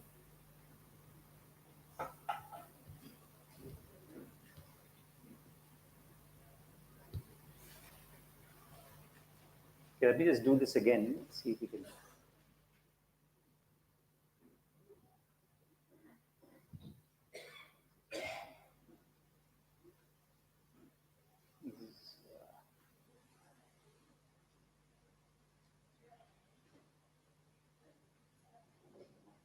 Just give me a minute here.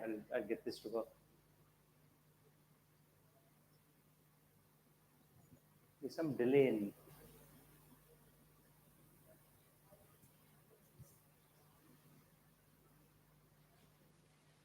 Okay, it's not. Doesn't seem to be working. Just give me a minute. See if it works from here.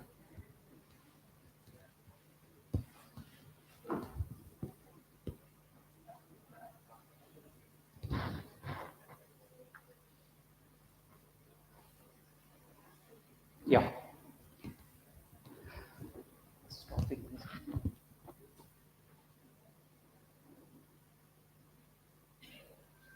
Is not playing.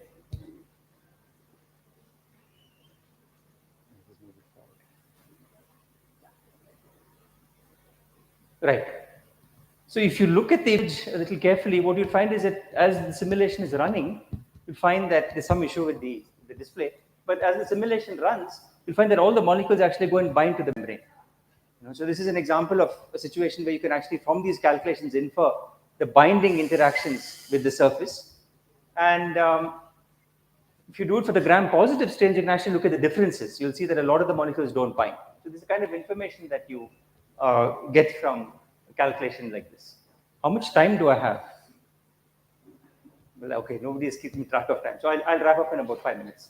So the second story I quickly want to sort of go through with you is that there's a lot of surfactants being used. And how do surfactants actually work with bacteria is really not known. People say it solubilizes the lipids. That's a general common view of how bacteria can actually kill surfaces, right? So let me show you a quick story here. What we've done with some of the data we've had from Unilever to understand how actually bacteria are influenced by surfactants. Let me sort of run you through the story in another 5 minutes, and then I'll end. So we've looked at various surfactants, right? Lutestate, palmitate, and with different chain lengths and different head groups and so on and so forth. And this is the contact time kill data you get from the lab. So it's actually looking at bacteria, and you look at contact time kill data. And if you look at the data, I'll just focus on one part. If you look at laurate, which is the small molecule, the smallest surfactant that's out there, we find that the kill is the most effective for laurate compared to the other longer molecules. The question is why? So this is what we set out to look at. And again, we've built models for the various layers of the bacterial cell envelope. Let me just show you this here.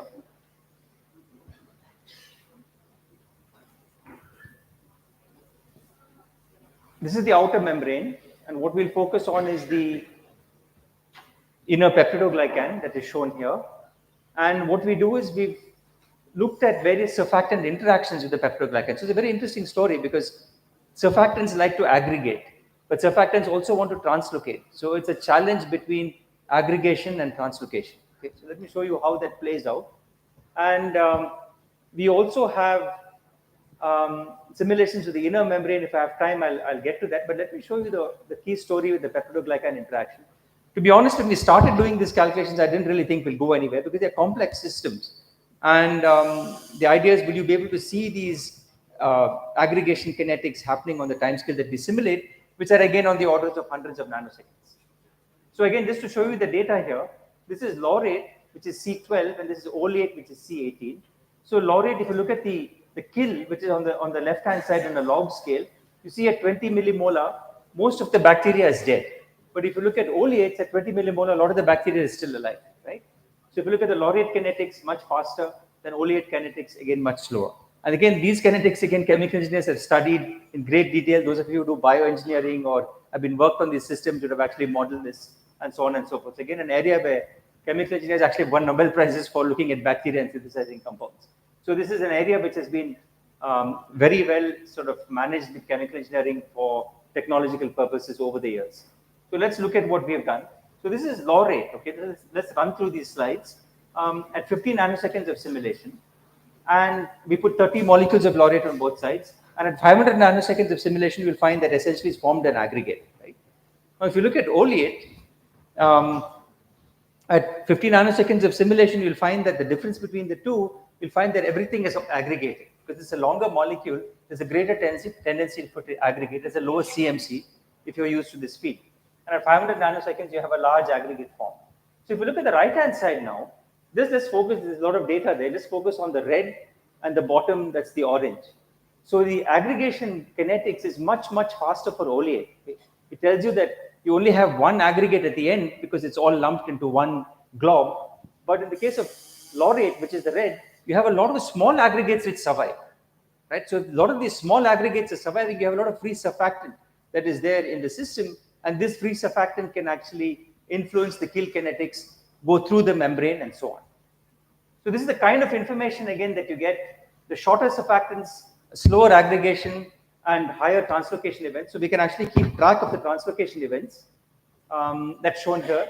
So you get the highest translocation for laurate, ignore the material in between, and the lowest number of translocation events for the oleate. So clearly, oleate is having a tougher time going through peptidoglycan. Laurate is going through much faster. So in a nutshell, the calculations basically give you a lot of information on why one would expect better kill kinetics for the bacteria with the shorter surfactant compared to the longer surfactant. And of course, then you can look at a whole lot of other properties, which I'll skip for want of time. And I'll just show you maybe something else which is important. When molecules enter a membrane, that is in the case of bacterial membrane, there's always mechanical stresses that are created. So if the membrane is thinned more by a given surfactant, then you can rupture them easily, right? So if you look at the membrane composition, when you add oleate and laurate, you'll find that in the case of laurate, you find a lot of blue. This is the height map of the thickness of the membrane. Blue means thinner, red is thicker, right? So you find a lot of thinning happening in the case of laurate compared to the case of oleate. Because laurate is a shorter molecule, it has a greater disruptive tendency. Right? So there's a greater amount of membrane thinning that takes place, which again correlates well with the kill death. This is another experiment that we use, a simulation that we use, because we can't actually see rupture. You can't see it in the lab for a bacterial cell surface. And even if you want to see rupture in a simulation that we do, it's again almost impossible to see it. So what we have is we put electric fields onto the membrane and then see the propensity for rupture after we put the surfactants in there. So how do we measure rupture? We basically look at the area that it basically shreds the membrane that you have upon the application of electric field. So let me show you what we get here. Again, just quickly show you the results and then I'll end. So we look at the onset of poration. We put an electric field and you see that the time for a pore to form for laurate is much, much shorter. It's in the order of 2 nanoseconds compared to oleate, which is around 6 nanoseconds, right? So your ability to disrupt the membrane is much more effective in the case of the smaller surfactant. My last slide here is just to show you some, again, I hope this plays, it's a movie, where we look at some experiments with vesicles which mimic the bacterial surface. And let's see if this plays out.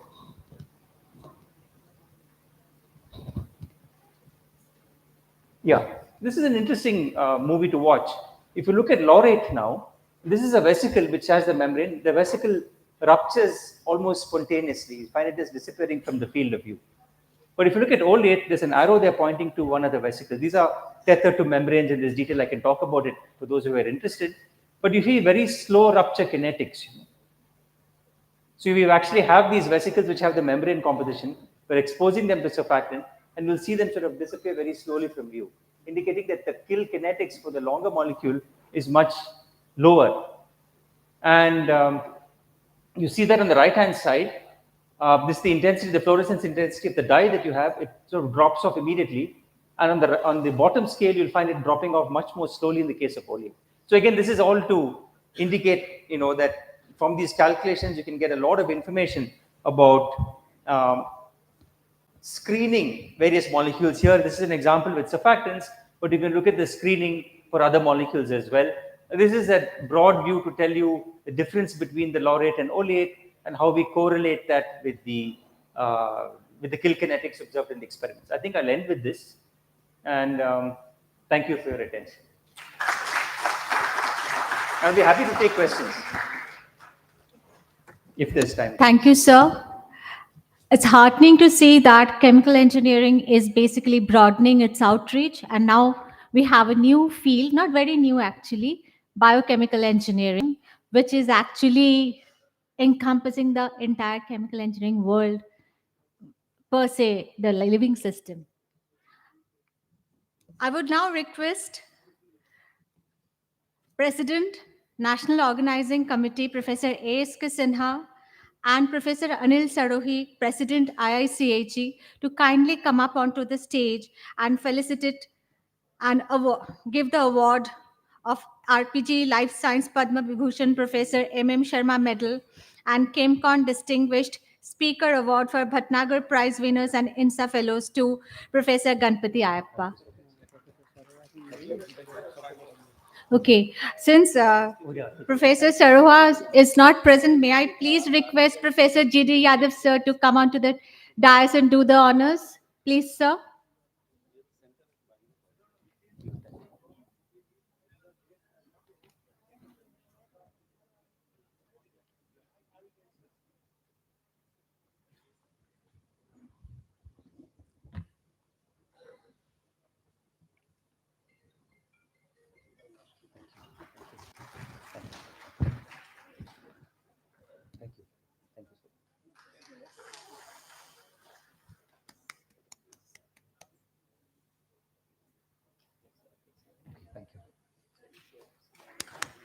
Thank you. Can't give you anything. IIChE.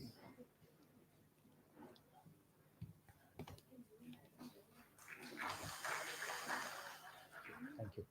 Thank you so much. Thank you, sirs.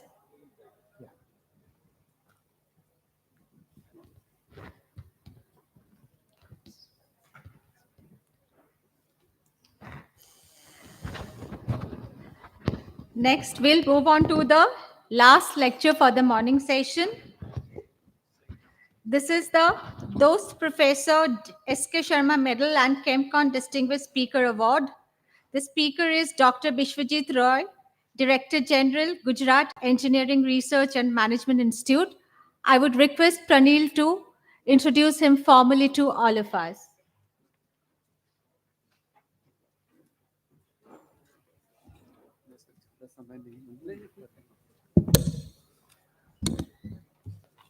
Good afternoon. It is an absolute honor to introduce Dr. Bishwajit Roy, a corporate leader and an able administrator who is now heading a research institute. He completed his BE in chemical engineering in 1982 from the University of Roorkee, now known as the IIT Roorkee. Immediately after completion of his engineering study, he joined MS Indian Oil Corporation Limited in 1983. He worked with Indian Oil till 2015 in various capacities and departments, which included operations, business development, and human resources. He rose up to the position of executive director in Indian Oil before being selected by the Public Enterprises Selection Board, Government of India, for the position of director, human resources and business development, a board level position in MS Oil India Limited. He completed his PhD from Rajiv Gandhi Institute of Petroleum Management in the area of management in the year 2021. Presently, Dr. Roy is working as the Director General, Gujarat Energy Research and Management Institute, where the focus is on undertaking research and consultancy assignments in both conventional as well as non-conventional energy sources. He has traveled to nearly 30 countries, has few publications in national and international journals, been a member of professional associations, won several awards, and has been on various government committees. Presently, he is also on the board of governors of Rajiv Gandhi Institute of Petroleum Technology, JAIS, and the Indian Institute of Information Technology, IIIT, Vadodara. With this brief introduction, may we have the pleasure of presenting the Development Organization for Sustainable Transformation, DOST's lecture, Professor S.K. Sharma Medal and ChemCon Distinguished Speaker, CDS, award lecture opportunity to Dr. Bishwajit Roy. I invite sir to the dais.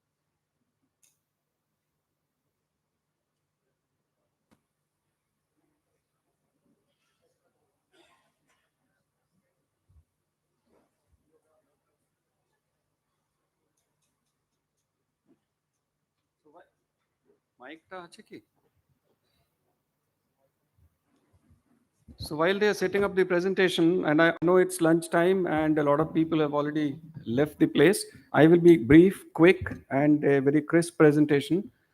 A little while ago, one of the speakers has said that oil and gas is not going, fossil fuels are not going anywhere. And that's a matter of fact. They are not going anytime soon. That's a matter of fact. So I will actually demonstrate this with a few slides, with a few numbers, which are all taken from the statistics given by British Petroleum recently.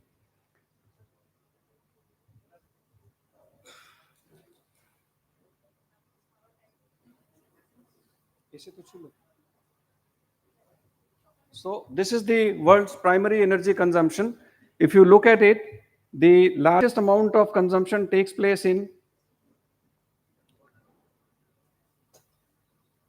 Asia Pacific, purely because the number of human beings living in Asia Pacific is the largest.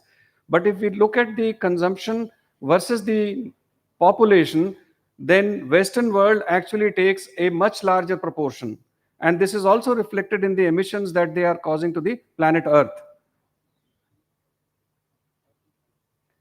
When we look at the share of primary energy by fuel, we will find that at the macro level in the world, it's about only 18%, which is coming from different sources. Rest all of the 82% is from fossil fuels, coal, liquid hydrocarbons, and gas. So when Mr. Prabdas said that oil industry is not going to go disappear anytime soon, he's actually absolutely right. But does that mean that we should not be doing anything? Should we allow things to happen the way they have been happening? And the answer is no. We also know for a fact that Government of India has recently cleared 42 gigawatt worth of thermal power plants because the energy requirements of the country is increasing at a speed where if we don't do these things, and there's a lot of investment that's happening in oil and gas, then we will fall short of the requirements of the country as a whole. So therefore, oil and gas, fossil fuels, they are going to stay here for some time. But since they are going to stay here for some time doesn't mean that we should not be doing anything. A lot of work is happening in different areas. We will have a look at it. In terms of share of primary energy, if we look at Asia Pacific, we are about 80% plus where we are using fossil fuels. In fact, most of the continents, and this all data is actually from BP because it's been categorized in this manner in BP's data. If we look at Middle East, it's over 90%. If we look at US, it's around 80%, a little less than 80%. So the dependence of humanity on fossil fuels is to the tune of about 80+% today, and this will continue to be there for quite some time, maybe for next 2, 3, 4 decades. Till such time we have not been able to come up with a solution where the energy that we are able to get is priced at around the same level that fossil fuels are today. The top 3 energy consumers are US, China, and India, and this is how their ratios look like. Everywhere we will find that dependence on fossil fuels is to a large extent.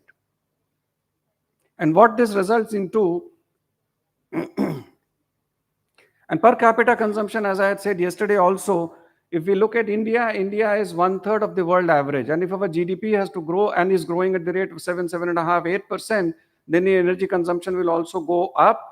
And in that situation, then the emissions that we will cause will also go up.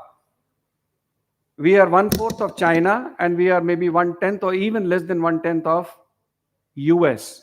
We may not aspire to have the same life standards that people in US have, but definitely Indians do aspire for a better lifestyle, and therefore we need to consume more energy. And if we need to consume more energy, we only produce about 15% of petroleum products. Crude oil in India, 85% is imported. The import bill in 2021-22 was $160 billion. $1 billion is 8,300 crore at today's exchange rates. So you can imagine the amount of money that we have to spend on importing crude oil. I'm not even talking of natural gas. So all this money, if we are able to come up with any other technology which provides us energy at competitive prices, all this money can be used for other developmental purposes. That's the challenge. In terms of emissions, we in India, we contribute about 2.9 billion tons. China does about 12 billion tons, and US does about 5.3 billion tons. A normal sized thermal power plant produces anywhere between 6,000 to 10,000 tons of carbon dioxide on a daily basis. And in India, we have upwards of 200 such thermal power plants. Imagine the amount of carbon dioxide that is getting released into the atmosphere every day only by thermal power plants. Then there are industries, then there is transport sector, then there is agriculture, then there are many other sectors. So this is how we are actually polluting the environment, polluting the atmosphere. And there is something that we need to be doing. So these are the various forms of energy that are available to us. All of you must have heard geothermal is something that a lot of work is not happening in India. There is a report from IIT Bombay which says that the potential of geothermal in India is about 10 gigawatts. Hardly some experiments have been done in Leh Ladakh by ONGC. Nothing significant has happened anywhere. That's an area where a lot of work can be done. There are countries which are producing upwards of 1 gigawatt. Turkey is one of them. US is one of them. Iceland is one of them. So there are, Kenya is also one of them. So there is something that we can do in this area. A lot of work is already happening in some of these areas which are written here. What Government of India is also focusing on now is the small modular reactors in the nuclear area. There are about close to 30 different technologies which are being worked upon in different parts of the world. Whenever that technology gets to a commercially viable range, we will probably have one of the requirements of energy met with nuclear. When this kind of situation happens, when we have 80% of the energy requirement being met from fossil fuels, and if we want to, the Western world has given a target of 2050 for decarbonization, China 2060 and India 2070, then we have a challenge. And wherever there are challenges, the opportunities are bound to follow. So some of the challenges are grid reliability. When we are producing electricity from a distributed system, which is what the renewables is all about, then the challenges of maintaining the grid. People in the electricity arena have always been able to maintain this because they have either had coal-fired power plants or gas-fired power plants, which are easy to kind of throttle and maintain. But when you have distributed with a lot of variability throughout the day, then grid management becomes a challenge. That's an area. Generation must be in real time, must meet demand in real time, which will not happen when we are having renewable energy, because electricity itself doesn't have any shelf life, unlike fossil fuels. There are peak times during the day. There are low demand in the evening time. So this is something that will have to be managed. So maybe smart grids could be a solution. A lot of work is happening in that area, but we need to come to a situation where we are able to, on a real-time basis, manage this demand and generation, production. There is need to have reliable, affordable grid-scale storage of energy. Yesterday, we had a presentation where we are saying that subject to certain conditions, grid-scale storage is possible. In fact, in Gujarat, of course, it is not commercially competitive, but in Gujarat, the first such place is Modhera, which is about 100 kilometers from Gandhinagar, which is where I stay. And this was a collaboration between the state government and the central government. The entire village of Modhera, including the Sun Temple, there are two Sun Temples in India, one in Konark in Odisha and one in Gujarat in Modhera. Including the Sun Temple, from on a 24/7 basis, the entire electricity requirement of all those 1700 households and a little bit of panchayat and other offices that are there, including the Sun Temple, is met by solar energy, and in the night time through the storage that is done. It is expensive, but work is happening. These things might be able to meet the requirements in the days to come. One breakthrough technology, let's say in hydrogen, could probably alter the game. That's possible. The efficiency of the electrolyzer, if that improves by another 15-20%, then the game can change. Today, gray hydrogen comes at a cost of about 150 to 160 rupees per kg, whereas green hydrogen, the costs are between 350 to maybe 400 rupees, around 300 rupees, 325 rupees. The day this barrier is broken, we will have a new source of energy available, which will be able to change the entire game in the energy industry. And a lot of work is happening. And yesterday also I had said Dr. G.D. Yadav has been of the opinion that this 111 challenge, a lot of people are working, that is 1 kg of hydrogen at $1 in 1 decade's time. Once that happens, we will see a completely different energy landscape in the country. The primary energy mix of the country and the world also will undergo a huge change. A paradigm shift will take place. So these are some of the challenges that are available that one has to handle when one is talking of energy transition. If these challenges are there, then what are some of the advantages that can happen, some of the opportunities that are there? The biggest opportunity will be reduced carbon emissions. And the whole talk of energy transition is all centered around reducing the carbon emissions. So we can imagine that the biggest beneficiary will be all of us. Energy storage, like fossil fuels in some cases, like battery energy storage systems, that's an opportunity. Job creation will take place. Technology development will take place. A lot of technology is not ready to be deployed immediately in the industry. They may be at technology readiness level 4 or 5. They need to go actually to level 8 or 9 to be able to be readily, immediately deployed in the industry. Skilling of the existing workforce, reskilling and upskilling, these are all opportunities. And then a lot of job creation will take place. So these are some of the opportunities that are available. With this, I will end my presentation. Thank you.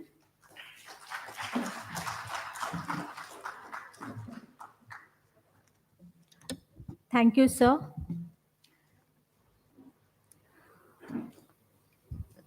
Now, may I request Professor A.S.K.Sinha and Professor G.D. Yadav to kindly come onto the stage and felicitate and award Dr. Bishwajit Roy with Dost Professor S.K. Sharma Medal and ChemCon Distinguished Speaker Award.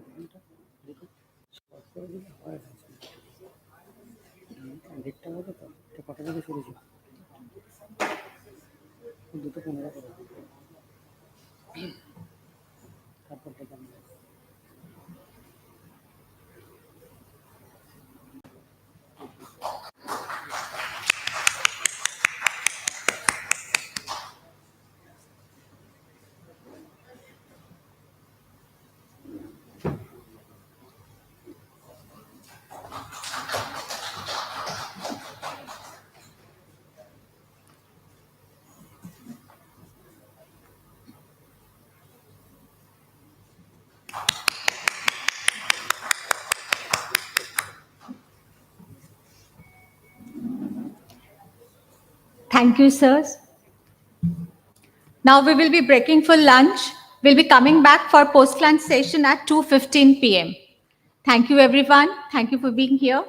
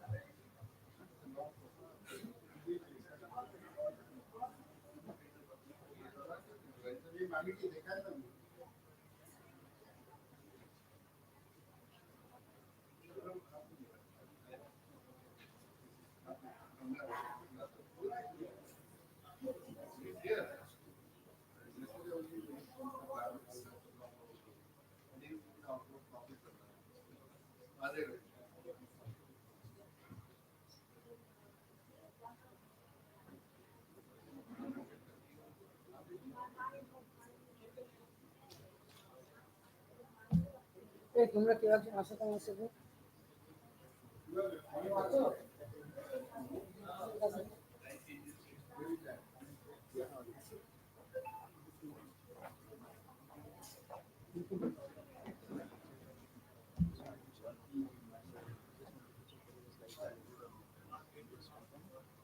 You have to.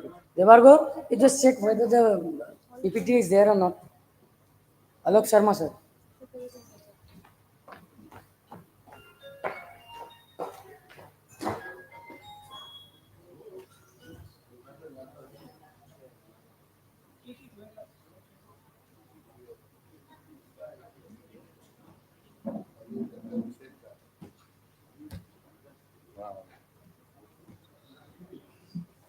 तो तुम आ जाओ उसको sorry उसका number दिया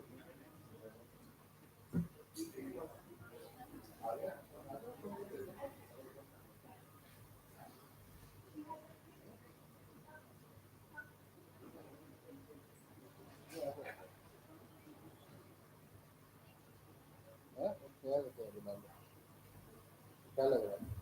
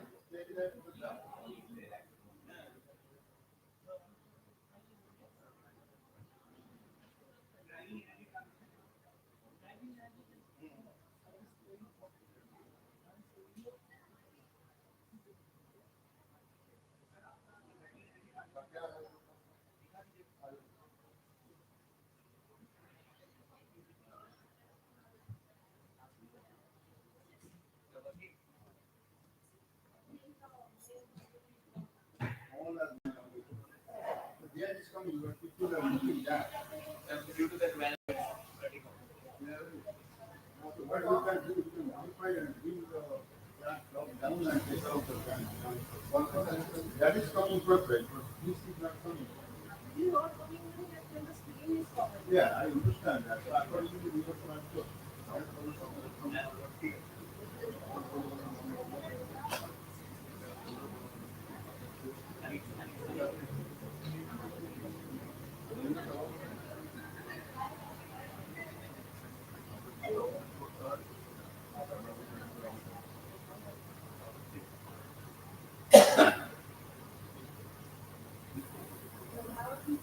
Yeah, now it's good.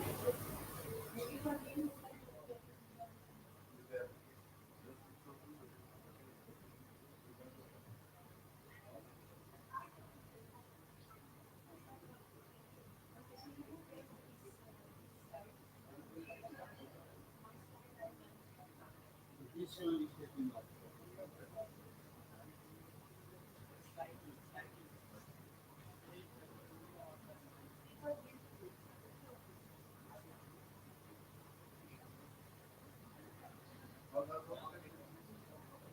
How can we do it in every slide?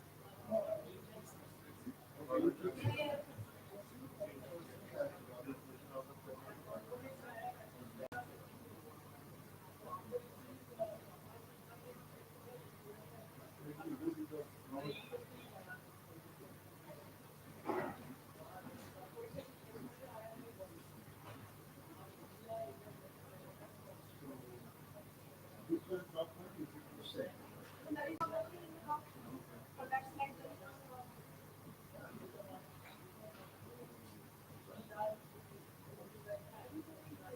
Now it is good. You can get this advertisement, right?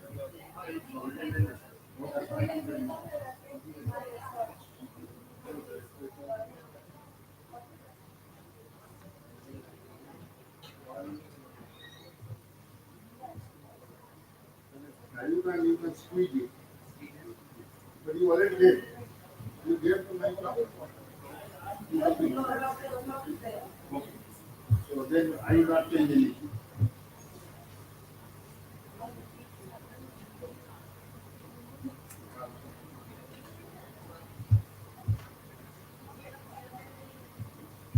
All my slides are accurate.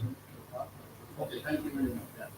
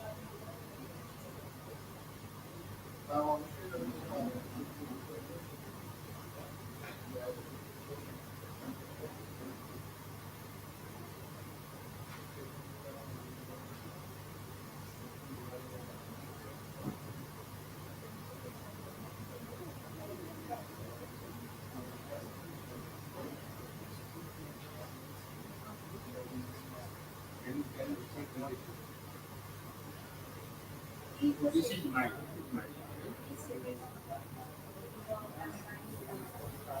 Yeah, I am just taking it.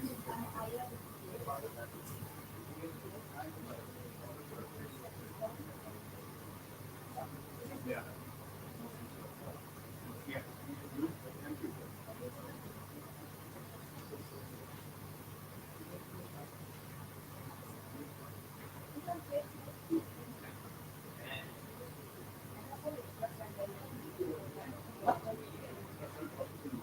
I'm not copying on this directly.